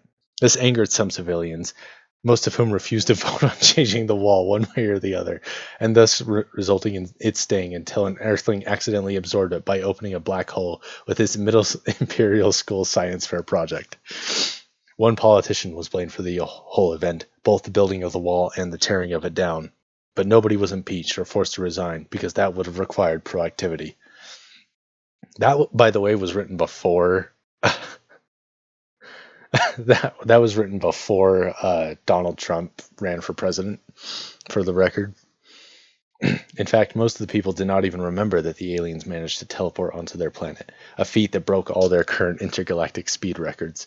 The technology to replicate the act was quickly invented by a corporation, but they refused to spend any money marketing the device, and its unsatisfying performance led it to quickly being withdrawn.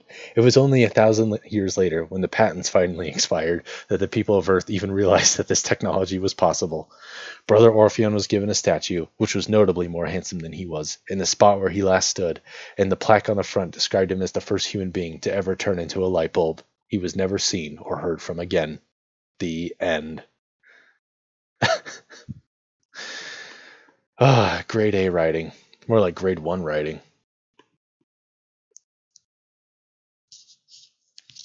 It's Holy Terra. I don't know. I don't actually.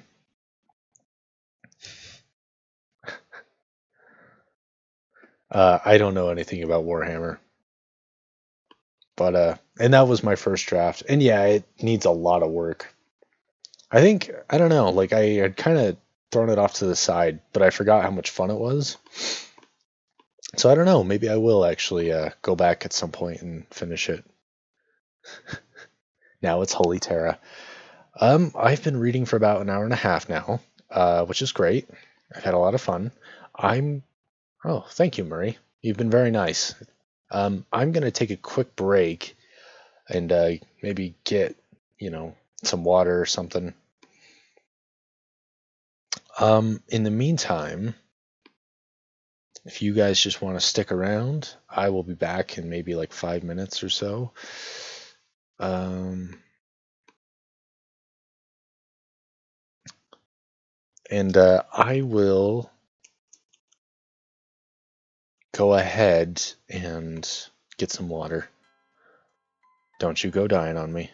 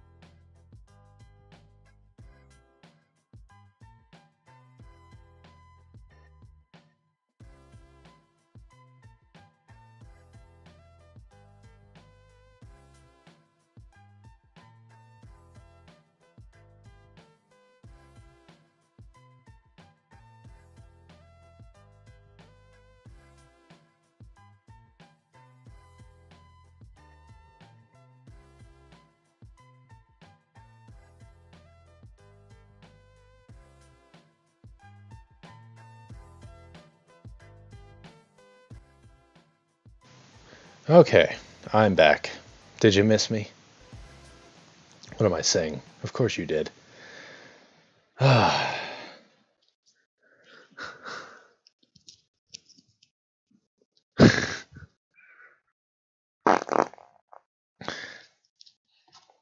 music, by the way, there is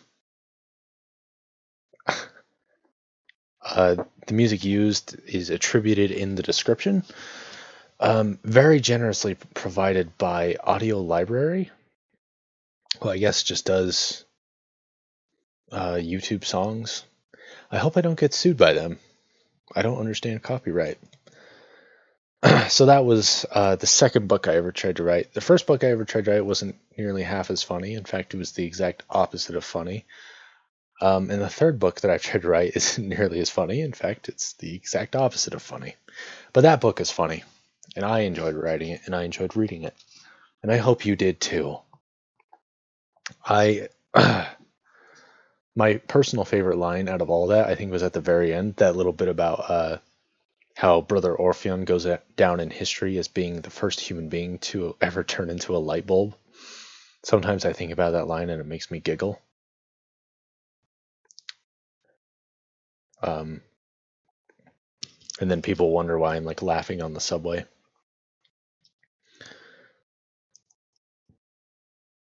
But I hope you guys enjoyed it as much as I enjoyed reading it.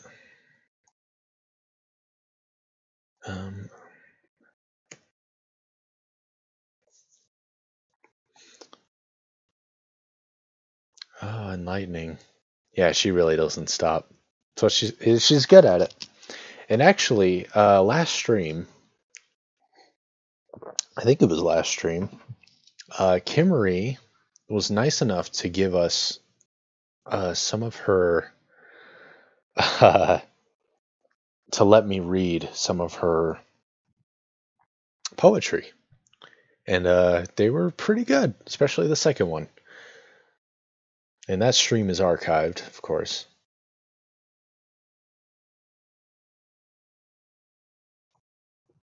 As far as like other writings go, most of what I have is just ideas, things that aren't really fleshed out.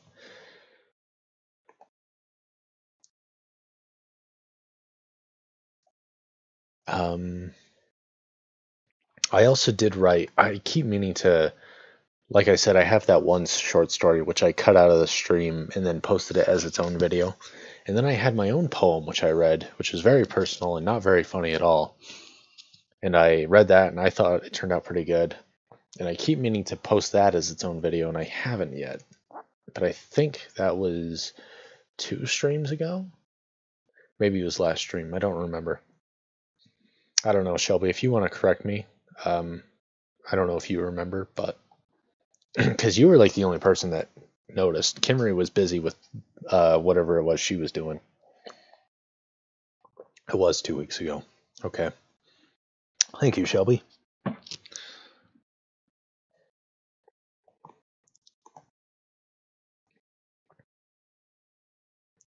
Let's see here. I'm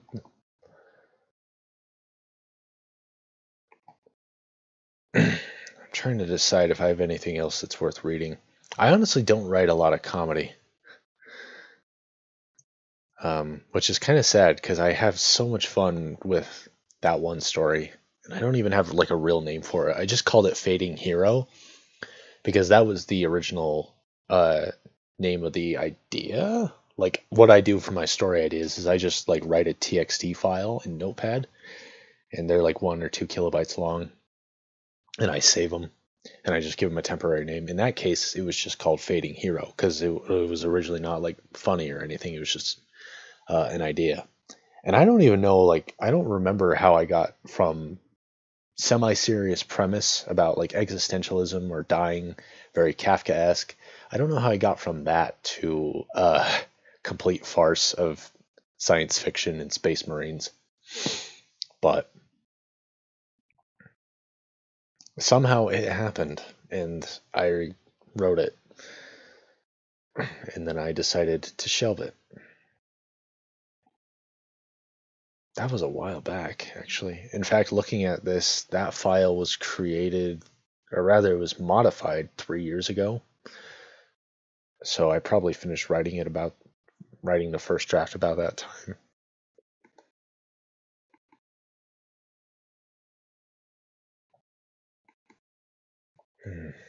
I don't know. Just shows range. Well, I'm still an aspiring writer, not an actual writer. And I'm going through school right now. I'm trying to finish that. I just started, really. I'm still technically a freshman, so I've got a long ways to go. But I'm hoping to get a bachelor's in English and get into publishing. And I would love to work on the fantasy novel that I have, but it's kind of hard to justify it when I'm going through school and working part-time. And especially like when I get done with work, like I'm just so burnt that like I can't think properly. But maybe those are just excuses. I don't know. The first story I ever wrote, I don't know if I've ever talked about it on here. Probably not. So a lot of my earlier stories were kind of more horror. And I don't know if Tyler remembers. Had sent him, I think, a couple really short stories, which I intended to just post on the internet. And they were just these short little weird stories about like, just like horror stories. And that was kind of how I got my start. The first story I ever wrote semi-seriously in middle school, I had this dream where it was like this dream of this post-apocalypse and all these kids. And I won't go in, well, who cares? I'll go into detail. Basically, it was the story about these kids in a post-apocalyptic setting, and they all have to. They're like these kids have to be soldiers basically, because like they're the only people that are still around, and so like all these kids get gathered up into a bog in the middle of like what used to be like Florida, because that's like the safest place for them. And this guy basically runs like a school of just warriors, and he just like teaches them, and like as their food runs short, like they have to like fight each other in order to survive. And this school specifically induces that to ensure that only the strongest end up becoming warriors. Yeah, uh, and so like I had that dream, and I told my brother about it, and he got all excited. He's like, "Dude, that's so cool! You should write that." He's like, "All right, I'm gonna write it." And then I sat down with Microsoft and Notepad, and I banged out this terrible like draft, and I was like, "This is awful." And then I did it a second time, I think like a year later, and I was still like, "Yeah, this is still pretty bad."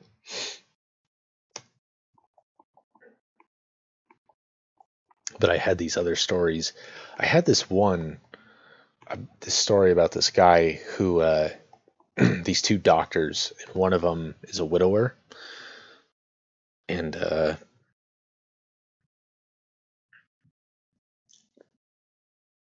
his so the guy who's a widower, the doctor who's a widower, his he goes out of town, and he asks his friend who's a doctor to watch his house, and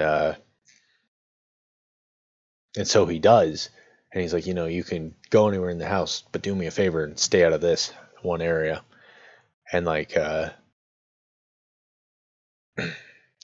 obviously curiosity gets the better of him, and he goes into that area, and he finds basically like this uh mannequin turned into a machine, like it's been given like automations and all this stuff. And the mannequin vaguely resembles the doctor's late wife. That is the guy who's out of town, not the guy watching the house. And like he notices that the machine is alive, but it's not like communicating with him explicitly.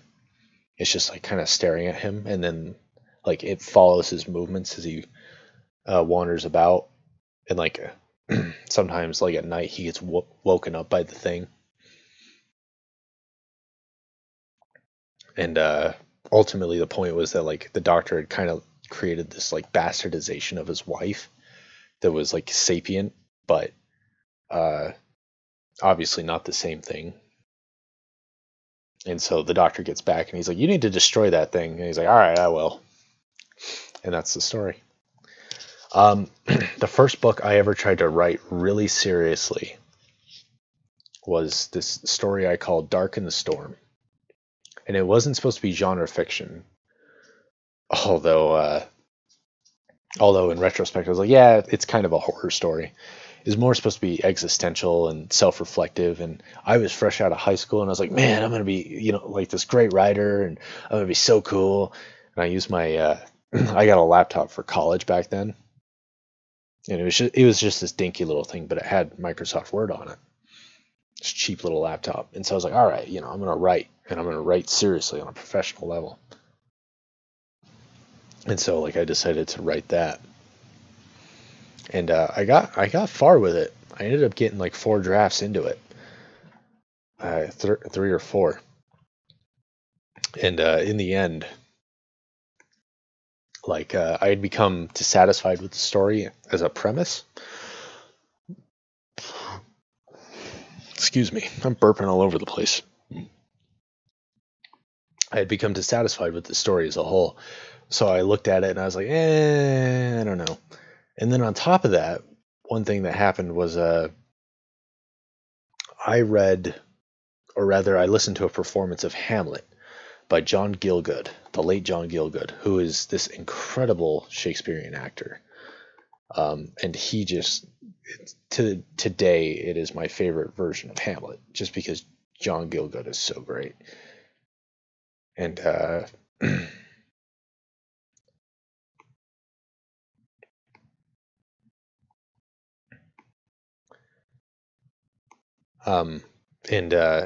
the time, I listened to Hamlet. I kind of liked it. In fact, I loved it a lot. But ultimately, I had become dissatisfied with my own story, which was very existential. I no longer agreed with it, and I was sick of writing it because I had been writing it every single day. I was that dedicated, just that I was always making an effort. But eventually, I kind of got sick of that. And so I looked at it, and then I looked at Hamlet, and I was like, I think Hamlet has done not only what I wanted to do, but it did it 100 times better than I could ever hope.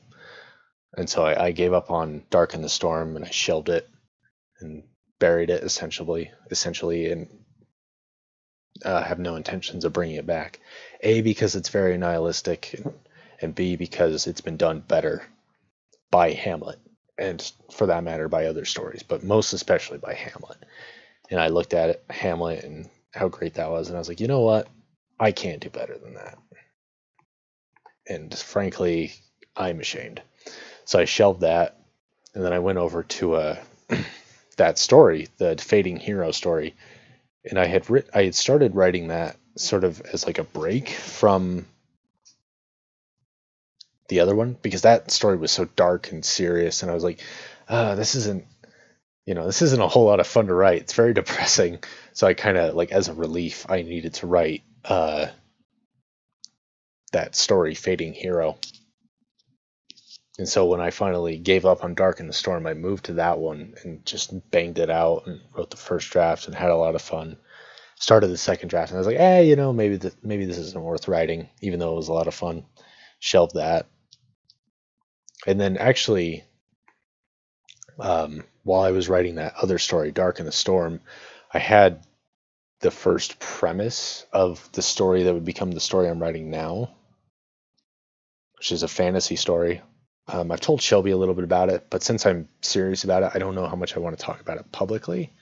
It's because there's these weird things with copyright where if you submit a story to a publisher or anything like that, they'll ask you if you've ever had that story anywhere else, if you've ever published it or had someone else read it, because they have to be very careful about that. And if you're not careful, you could get a lawsuit, someone who's just claiming that you stole the story from them, or whatever.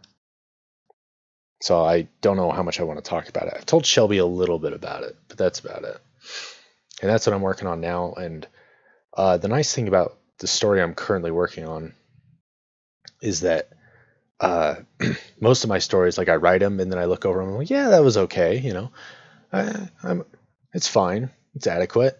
Or yeah, it turned out pretty good at best.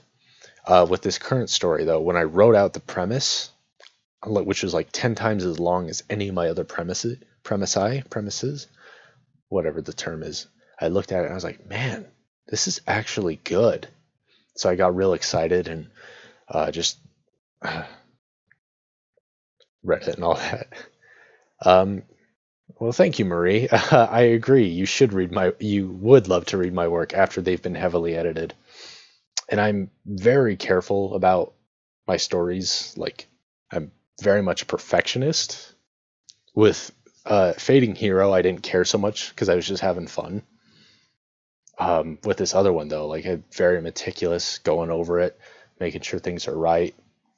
Um, Unfortunately, it'll probably be a while before it gets finished because it takes me a while because I'm such a stickler for this kind of thing.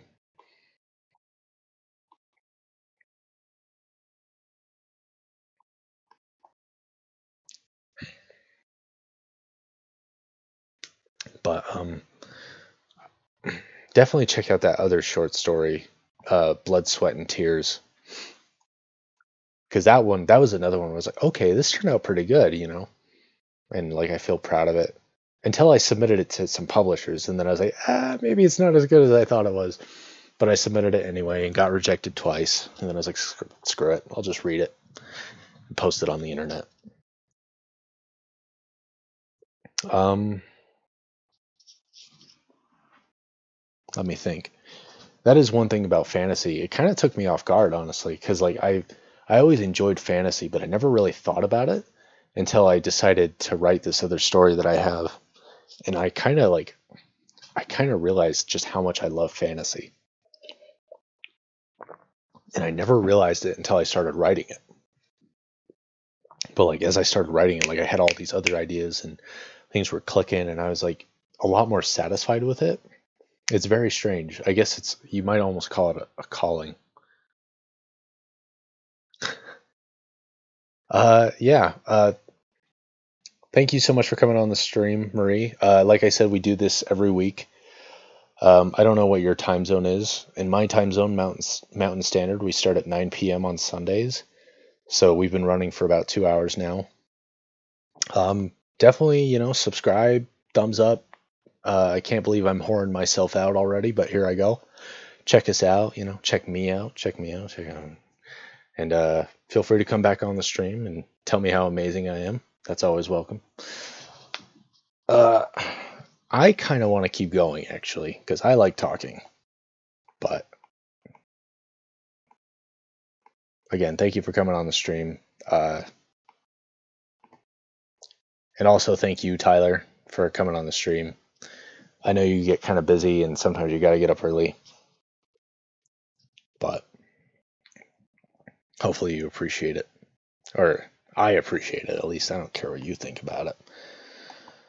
I would love to actually read more of my writing on stream, but as I look at it, so much of it is so serious. Um,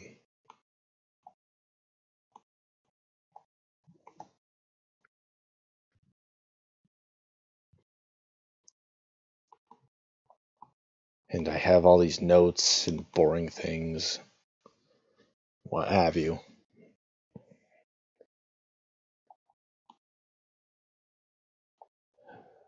What am I even doing? Well, the night has been stretching on. Does anybody have any suggestions, things they want me to read? Things that aren't Mrs. Tiddlywinks or The Turnip, preferably. Did I ever hear back from Jason? Jason's not online. According to Steam, he hasn't been on for almost a week. So I don't know what he's doing. Maybe he's out in Idaho.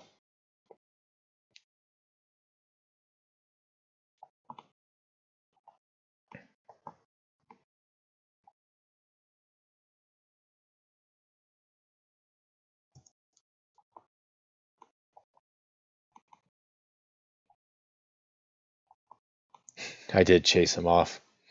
It just wasn't meant to be.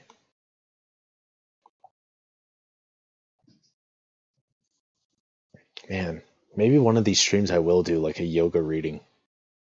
Or maybe not. Maybe that's kind of gross.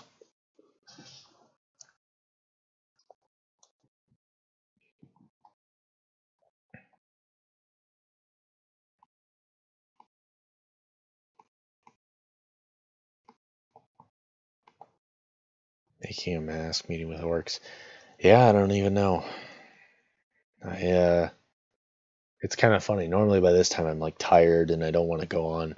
But reading that story and having a new person on stream kind of got me amped up. And now I'm like, I want to keep going. I do have like weird short stories like in fantasy.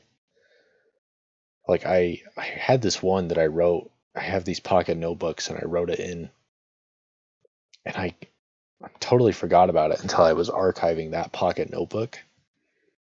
And it's this kind of thing. I don't even looking back, I totally forgot about it. So I don't even remember what I was thinking when I wrote it. But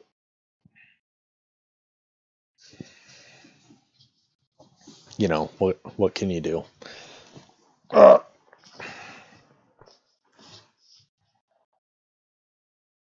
Yeah. I remember on Twitch there was one guy on like the last stream I did that came on and he's like, "Yeah, this is fun."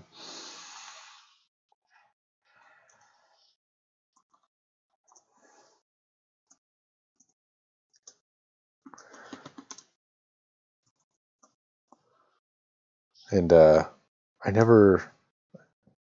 felt kind of bad because like that was like the week that I ended up falling out of habit of doing this.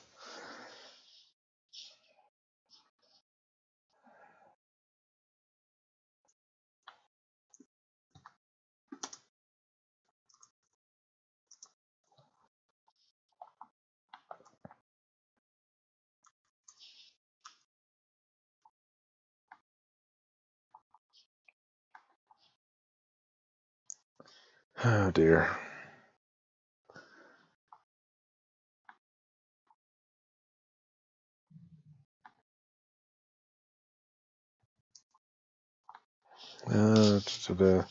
I'll read this one real quick. It's not very funny, so I almost hesitate to read it, but I will read it because I'm cool and it's cool.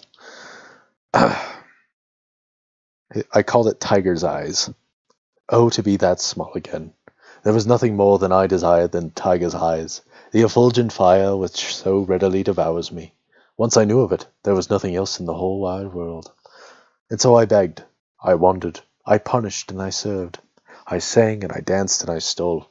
Every night that I fell asleep by a street fire, I laughed at its quaint flames and imagined the distant glory which I intended to let consume me. I would swallow it, I decided, and let it char me from the insides. I did write this, yeah. I wrote it in my notebook and then forgot about it and came back to it and I was like, what was I thinking? Anyways, I would swallow it, I decided, and let it char me from the inside. I spent months in the towering ziggurat, finding clever ways to climb with words. I hated the place's cleanliness, but smiled nonetheless and chewed the fat of masters and servants alike. Eventually I awoke in the apex, though how I arrived I could not say, for all the windows of the room, taller than any mastodon and well beyond my reach, were closed around, without a door to behold. So perfect was it I assumed at first I dreamt, yet soon the appearance of reality manifested itself in quiet ways which no dream can match. Clay vases, a perfect green in color, stood large enough to bury entire families in, yet the soil held only the slimmer trees with their thick crucibles of roots. It was only as I stood to ponder them that the eyes opened for me. No other wealth mattered so much, no great divinity could match their glory.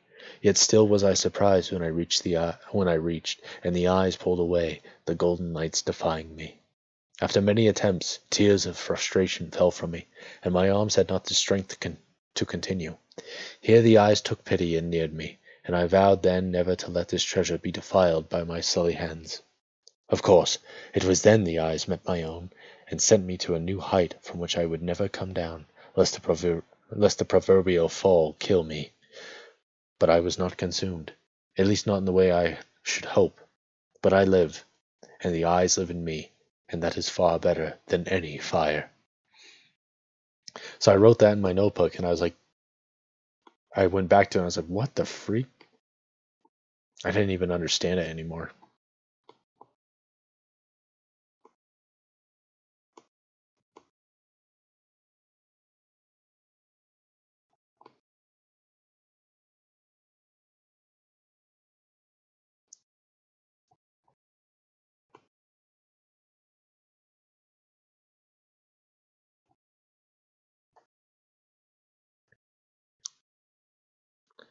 There's other ones. There's half-finished stories like Thunderhoof, which is about a horse that thunders and like a horse god that just tramples over everything. And so these tribes and natives have to like try and kill it or tame it or do something. Let's see. World's Forge, Riders from the South, and Necromancer and Mount Necromancer. Meeting with orcs, making a mask, which we know somewhat well.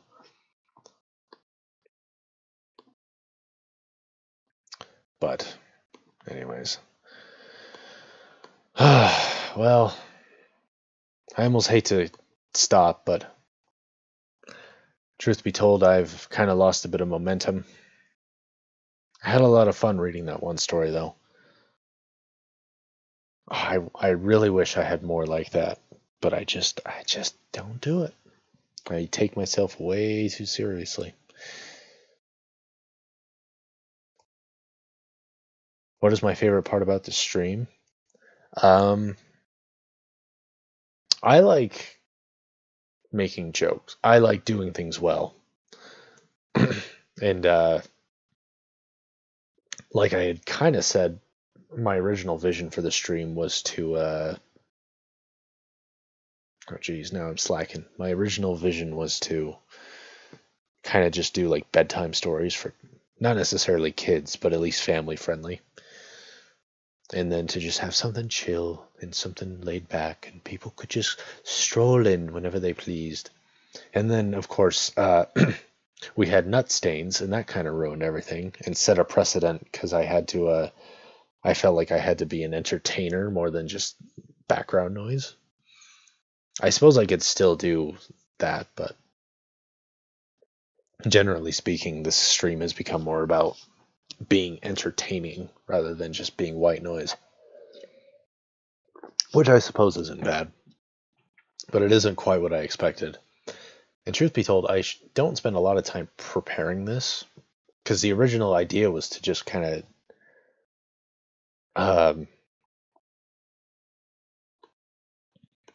to just have it as background noise and to not feel pressure for it.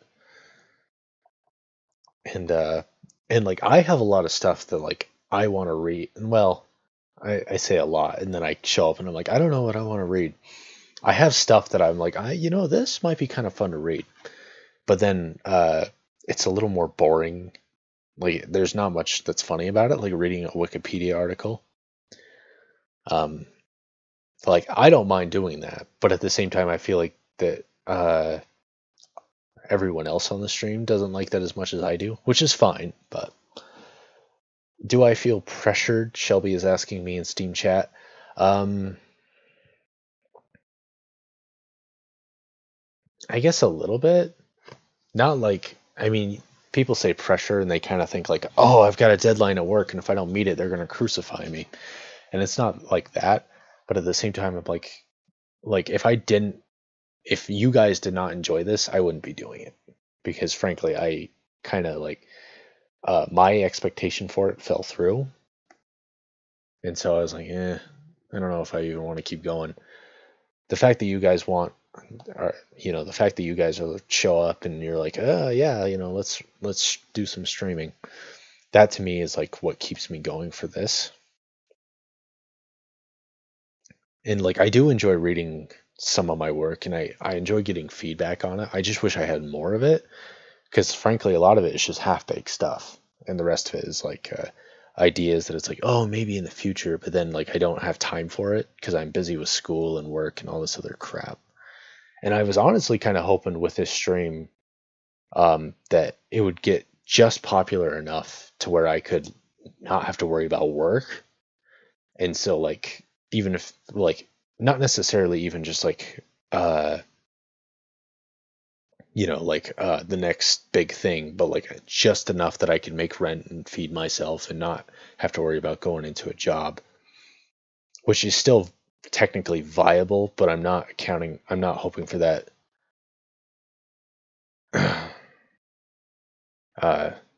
I'm not holding out for that anytime soon, which is really the problem with like careers, is that it takes so long to get going. If you start a business, it takes a while to actually start turning a profit and all this stuff.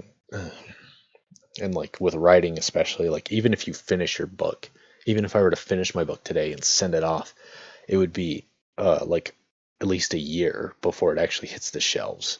And I'm not nearly ready for that point. I've still got to finish writing it, and then I got to submit it to an editor, and then take their editing into consideration. And depending on what they say, like their feedback, I might be like, oh crap, I need to fix that. That's not going to work, or that's not what I want. And that in and of itself, fixing that could take another year, maybe, depending on how it goes. And then I've got school, and it's like, well, right now I'm not really doing a lot of writing. And it's like, do I want to wait until I'm done with school? Because if I do that, like it's going to be another 4 years, and then I have to finish writing, which in and of itself could take another 3 or 4 years or whatever it takes. And like, even if this stream by some miracle happens to sustain me on a financial level, like that's in and of itself is going to take, years. Well, maybe not years. It could, if I was really, really lucky, like maybe by the end of the year, this could pick up enough momentum. I'm not banking on that, frankly. I'm not holding my breath for that. I would suffocate if I held my breath for that, which sounded a lot more clever in my head, but whatever. Shelby's asking me again, is it good that the idea fell through and you guys are the reason I still do this? I think so, because the fact that they're like, if I had just been reading what I wanted, like I would probably be the only person enjoying it.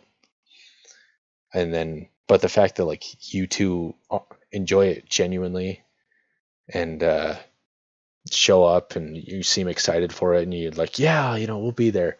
Like, it's like, okay, 2 people enjoy the stream, and maybe I don't enjoy it in the way that I thought I did, but, and I kind of keep thinking actually about Groucho Marx, who was this old comedian, this old vaudeville way back in the black and white days. He wanted to be a doctor. That was what he wanted. And his mom said, no, get into vaudeville, which is like stand-up comedy. And like she pressured him, not like, it's the opposite or the reverse of an Asian family. That his mom demanded that he be a vaudeville. And like he started off, and he had his audience, and he didn't really like it that much. Like, he was okay at it, but then like some guy like started heckling him in the crowd, and he just went off, and he started making fun of the guy. He's like, you're making fun of me and all this stuff. And I don't know exactly what he said or whatever, but people laughed really hard at that. Like, people loved his insult. They thought it was funnier than his act. And so he just started roasting people. He was like, he just was making fun of people and messing with them all the time. And that was what built his career. And he became not just a vaudeville, he became like the comedian, like one of the most successful comedians to ever live. Because like, he was just pissed off. He was in a career he didn't want to pursue, and some guy was making fun of him, and he went off on him. And that's kind of how I feel about this stream, at least thus far, is like, I have what I wanted, or at least what I think I wanted, and then I have what everyone else wants. And like, and like, in some way I'm like, well, being able to make other people laugh is a good thing. Being able to entertain them is a good thing. Having these people come in from the outside and say like, oh, your voice is really nice and your writing is really good. Like that to me is like that's a big deal. Because it's one thing if your friends are like, yeah, your writing's really good. It's another thing for some stranger to be like, dude, this is pretty good. You know, I can't wait to see what you come up with next. That's a big deal to me.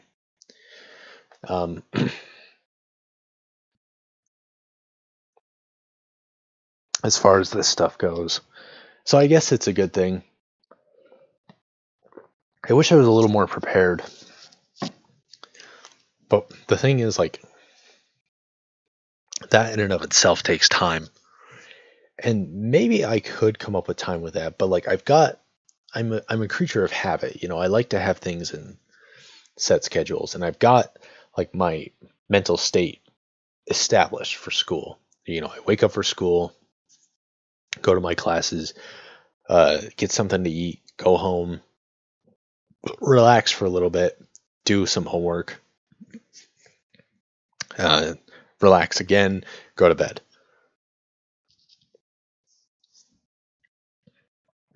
And like I'm pretty well set in that, and I feel like that's a good groove for what I'm trying to accomplish. If I'm sitting here like, okay, I want to be a writer, but I don't have time to write, so I'll just wait to write until I'm out of school. It'll take years, but or at least until summer, you know. And then contrariwise, I'm like, well, I also want to be an editor. And in order to do that, I need to go through school and make sure that I'm getting good grades. And, you know, I'm only getting good grade, or I'm only getting my scholarship from Slick because of my grades and how many credit hours I'm taking. So I need to make sure that I'm on top of that, that I'm not disrespecting the institute, and that I'm still getting that money in, that I don't have to pay for classes.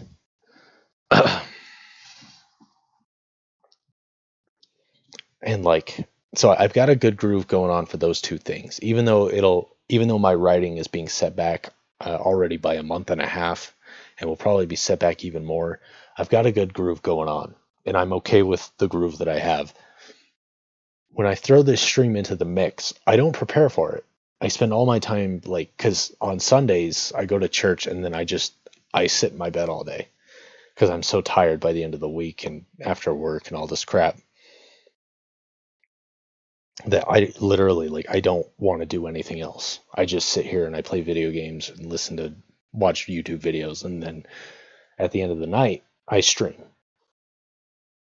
and then I get off and maybe relax a little bit and then go to bed because I have to get up for class. And so throwing the stream into the mix, it's like, well, it's ideal to have more material to work with. And most weeks so far, I've been able to scrape by, and I'm like, yeah, I've got this stuff. I've got something to talk about. And like this week, the whole goal was to do fan fiction. And that was the only plan. I was like, well, maybe I'll just look at fan fiction, which I was going to do because of Valentine's Day. And so I went in, and I was like, okay, Valentine's Day, I'll make a farce of it and read some really bad romantic fan fiction, and I'll censor out the word penis or whatever and replace it with donger or something that's funnier. And people will be like, oh, ha, ha, ha, Braden's funny. And I'll be like, no, I'm not. And then I'll keep reading, like I tend to do. And then that fell through. And thankfully I ended up coming up with something better. I'm like, well, thinking about Warhammer, let's read this story that I have. But I keep, like, as I think about the future, I'm like, I don't have anything else in mind, and I'm running out of my own material to share. And I like sharing my material, but I don't spend time writing it because in my schedule, I don't have time to write, or I have not made time for it, I should say. And I have been writing actually a little bit at work. I've been trying to stay off my phone, so when I'm on break, I just have a notebook, and I just sit there, and I've made a point to do writing. Just like world building, and it actually, like, it makes me more relaxed than being on my phone, which is nice. But that's stuff that I don't want to share because that's stuff that I want to save for some future thing. And I don't even write that much. Like, each day I write less than a page because by the time I'm done eating on my break, I only have like 10 minutes to write at the most, and that's not very much time. And so with like with writing, it takes a lot of effort, and I don't always feel like I have good ideas, which maybe that's not maybe that's not a necessary for English. Maybe that's not a necessity for a good story, but my stories, my best ones, like that one that I read and the one that I'm writing, and Blood, Sweat, and Tears, all of those came from good ideas. Like I had an idea and I got excited about it and I wrote it. And that was how that came about. And I don't really have a lot of those right now. And so it's like, okay, maybe I'm not writing, but then what am I doing on the stream? What am I doing for the stream? And I don't mind sharing my writing. Did having her on the stream make me nervous? That Marie, a little bit at first, but then she was really cool. So I was like, all right, you know. And like I said, you know, her being so cool, like that was like the fact that she's some random stranger on the internet, and the internet's full of douchebags, you know, like that's what it's known for, is people just being as douchey as possible. And the fact that she came on, she's like, yeah, this is great. You've got a good voice and I like your writing. And then I had that other guy on Twitch who's like, yeah, this is fun. I enjoy this. And then never saw him again. With that stuff, that's, you know, that's a big confidence booster. Kim Marie is saying that expound on ideas, the more you write, the more ideas you get. And I completely agree, which is part of the reason why I'm writing on my break, because I'm not writing a story per se. I'm just doing world building for a future book that I kind of want to write, or book series, I guess. But it's not as refined, you know. And like, even if I were to read that on stream, like after a week, I only have like maybe a page and a half, maybe 2 pages of material. So I get on here and like that story that I had read, I didn't read all of it, obviously. There's no time. But that story, you know, like I skimmed over it and I still ended up reading like maybe 10 pages. And that was that was one stream. That was 1 week. So as far as the stream goes, I look at it and I'm like, what am I, you know, what do I do next? I honestly, I don't know. Maybe I need to spend more time reading, and then just like, because I kind of thought maybe I would do more reviews on this stream, where I would read a book or something and then I review it on stream. And that's kind of a cool idea. But of course, I'm getting behind on my reading, which is kind of silly. So it's kind of a catch-22. And I like doing this stream. Ultimately, I like doing it as much as I might. And sometimes I drag my feet and sometimes I don't want to do it. But then I get on here and I have fun. And I know for a fact that just because you don't want to do something doesn't mean you shouldn't. And that was how that was honestly how I felt about writing at first. Because when I started, like I had to force myself to write sometimes. And I made a point to write every day, even when I didn't want to. And I found that my most productive days were the days I did not want to write. When I was like, oh, you know, I don't want to write. I'm so tired or whatever. And those were the days where like I would write way more than my word goal. And it just boom, boom, boom, boom, boom. And I was like, oh yeah, this is great material. And I'd come back, I was like, yeah, this is still good. And so with the stream, I'm like, okay, I don't necessarily want to go, but I know that if I do, it'll be good. And today is just like that, where I was honestly like, you know, if I didn't have people wanting to go, which is why I sent Shelby that text. I sent her a text asking if she was going to be on. It's because I was like, if she's not going to be on there, I'm not going to stream this week. You and Kimmery. And then, of course, you showed up, and then Tyler came on, and then that Marie. So it ended up being, you know, a great success. Great success. And I got to read a story, and I not only did I enjoy reading it, but I was reminded how much I liked that story. And now I'm like, yeah, maybe this is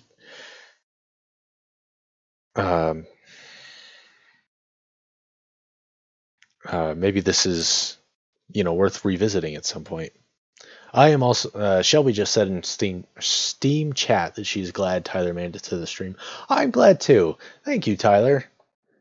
I know that sometimes you have to get up early, but I appreciate your support. Even if I do get the name of Earth wrong in my fanfiction. I'm gonna send out a text real quick. Hold on.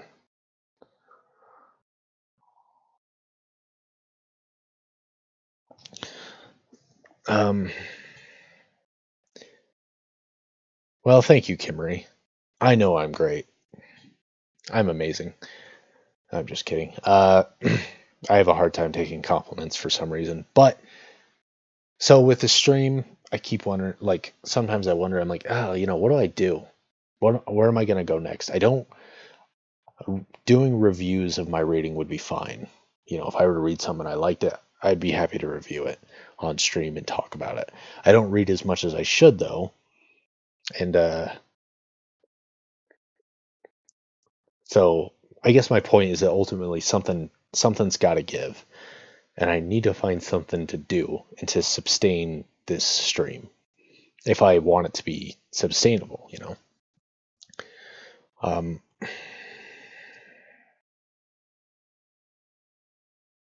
And obviously, right now I'm not nearly in a position to be making money off the stream, which is unfortunate, but I'd like to think that if I made money off of this or writing or editing and I made just enough to sustain myself, that I could spend more time either reading or writing or some combination of the two and then feed into that cycle, that would be great. But currently that's not what's happening. And so for me to do something substantive, is that a word? Let's find out actually. Substantive. It is actually. Oh wait, no. Substantive. Substantiate. Substantiate is a word. Substantive is not. Oh no, it is. It's just a related form of that. Okay. So I guess on that note, if you have any ideas for me to read, like we read Edgar Allan Poe last week, and that was a lot of fun. I love reading The Raven and The Telltale Heart. Those were a lot of fun. I think also, like I said, there is stuff I want to read, but as I look over it, like I think people on the stream, they're probably going to get on here. They're going to be, this is boring. And I'm okay with a boring stream personally, but I don't think that's what other people want. I don't think that's what people are going to flock to. And, they need me shouting about the Star Seeker, which in your tongue means the Seeker of Stars, which is great fun. But stuff like that doesn't come around as often as it should. And if this stream was boring like I originally intended for it to be, I could just read whatever, I could just pull out a book of, Bullfinch's Mythology or Grimm Fairy Tales and just sit there reading people bedtime stories. But that doesn't really happen, because now we have a precedent, and now we've got to do a thing. I want it to be. Shelby is asking me why I want it to be boring. I want it to be boring because that's easier. Because I don't have to plan as much, and I can read whatever I want, and I don't care if people get bored because I'm reading it.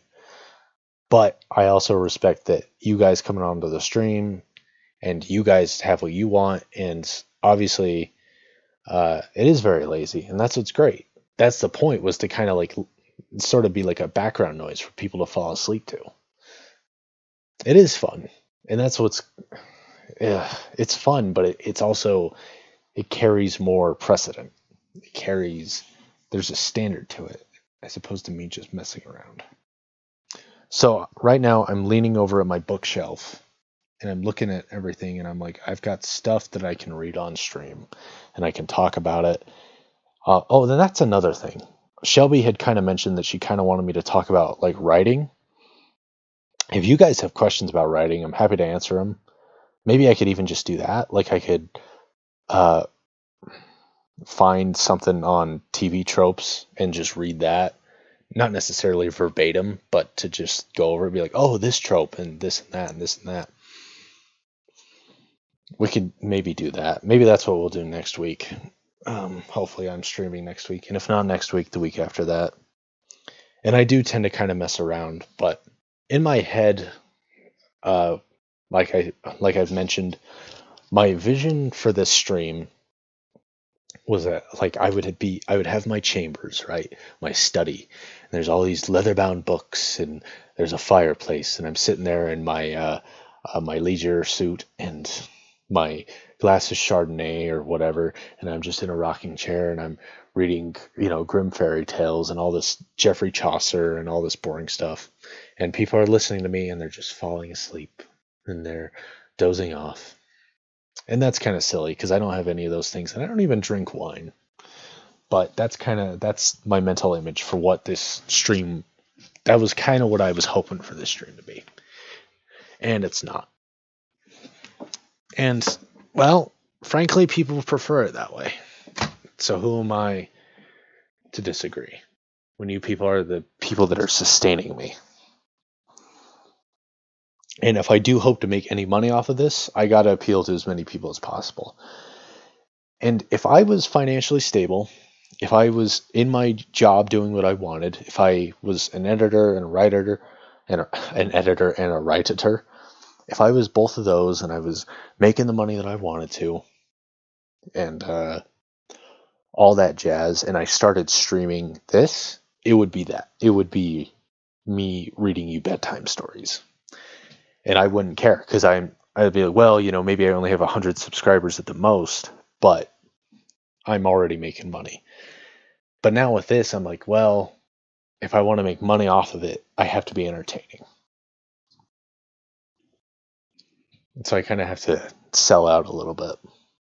And like me telling that Marie to like and subscribe, I never thought I would honestly say that without messing around. I said that unironically. I feel like I died a little bit inside. Just because I kind of hate people that do videos like that. They're like, don't forget to like and subscribe. Be sure to tell us what you thought about the video in the comments section and all this stuff. And I'm just like, you are really obnoxious. But now I'm like, I need money and I don't want to work in my kitchen anymore. So please like and subscribe. I don't know. Like I said, I've got no shortage of boring books. I've got The Art of War. I've got Treasure Island. I've got The Count of Monte Cristo. No, we're not going to read The Count of Monte Cristo. That would take me years. That really would be boring because that book is a doorstopper. I have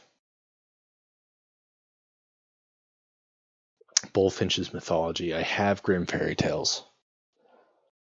I have no shortage of boringness, and I'm okay with that. Like, I'm totally cool with being boring. But I'm not okay with working in a kitchen. I don't know if you guys can hear that.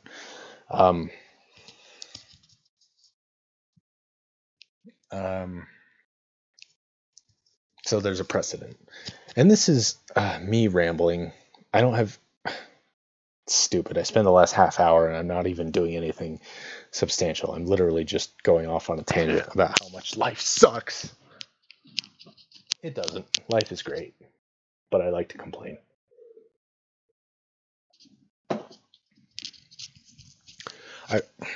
Another thing I wouldn't mind doing is like freelance audio work. I'm not going to make you a sandwich, and I'm not going to make you a Star Witch either. Those are too good. If a vacuum sucks, does it suck? Yes. Yes, it does, Kimberly. Yes, it does.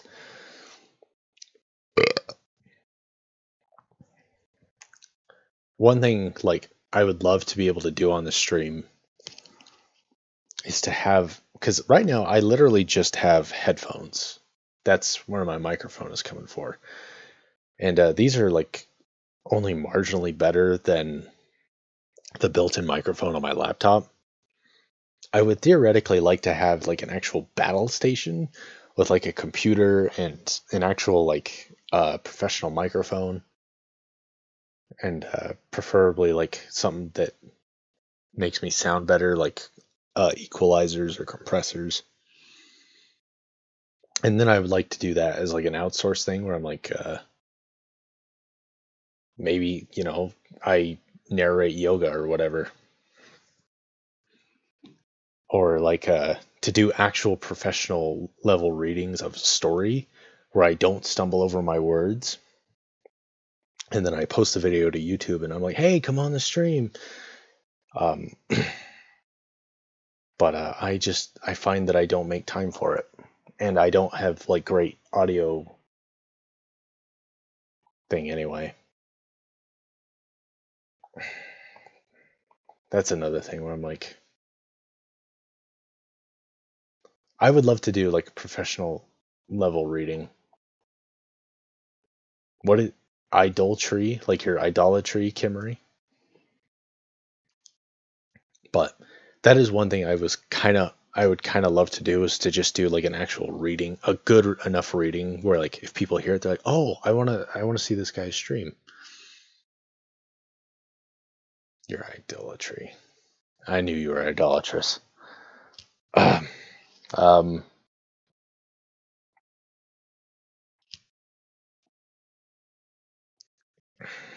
I have a beautiful voice.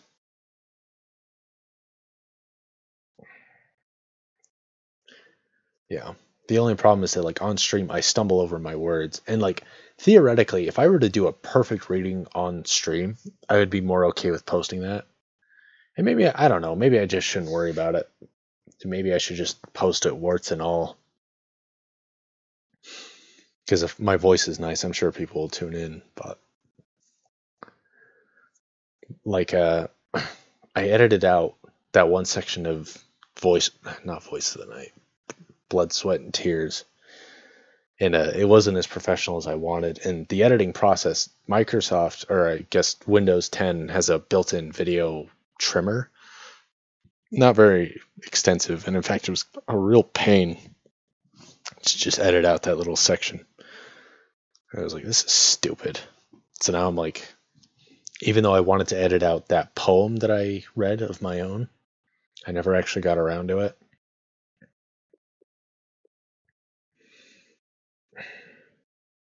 But so that's another thing where I'm just like, I should do some editing. But then I'm like, should I like get a program for that? Do I want to spend money on a program? 'Cause some of those are expensive. I think some of them are like upwards of $1,000. And maybe I don't need anything that fancy, but I could use something that at least trims the video down and does it better than the built-in one for Windows.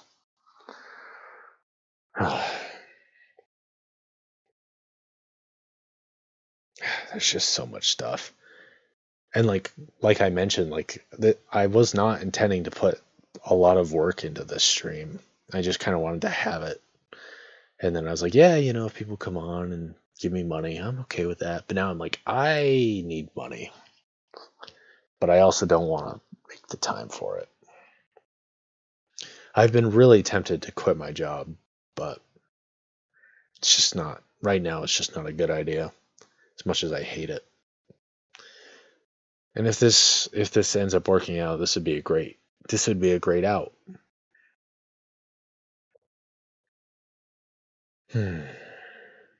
Wow. Well, Tyler's been radio silent, so I assume that he's just tuned me out. Do you guys want to hear me listen? Do you guys want to listen to me ramble on a little bit, or should I just call it a night? What do you think?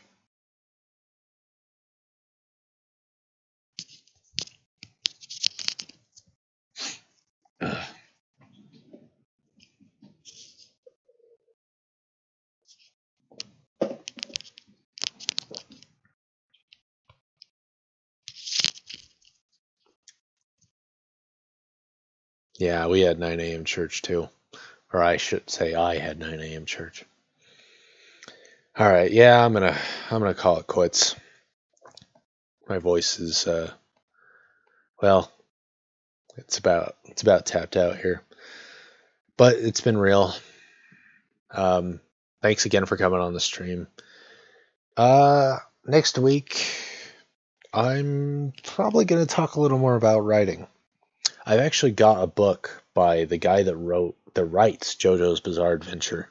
It's a book in English, and it's him talking about the writing process for manga, because he's been doing it for over 30 years now, and it's actually really well translated. Like, the English is really good. So I'll look over that, and we'll read a little bit of it on stream, and maybe look at TV tropes.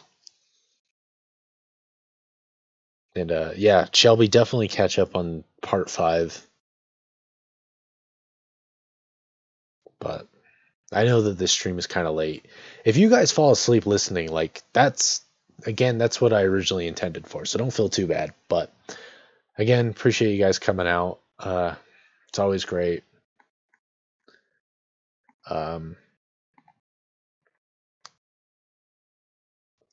Yeah, I understand, Shelby. I'm busy too. That's what I just spent the last 20 minutes complaining about. But, you know, we'll get this to work. And, well, hopefully the audience keeps building. I gave you crap once for falling asleep, Shelby. Just once. And that was only because I saw an opportunity to. But anyways, thanks again for joining me. The song is Moldy Lotion by Lightfoot, which is like the least appetizing name you could call yourself in your song. But it's a good song. Anyways, thanks again. It's been real. See you next week. Bye-bye.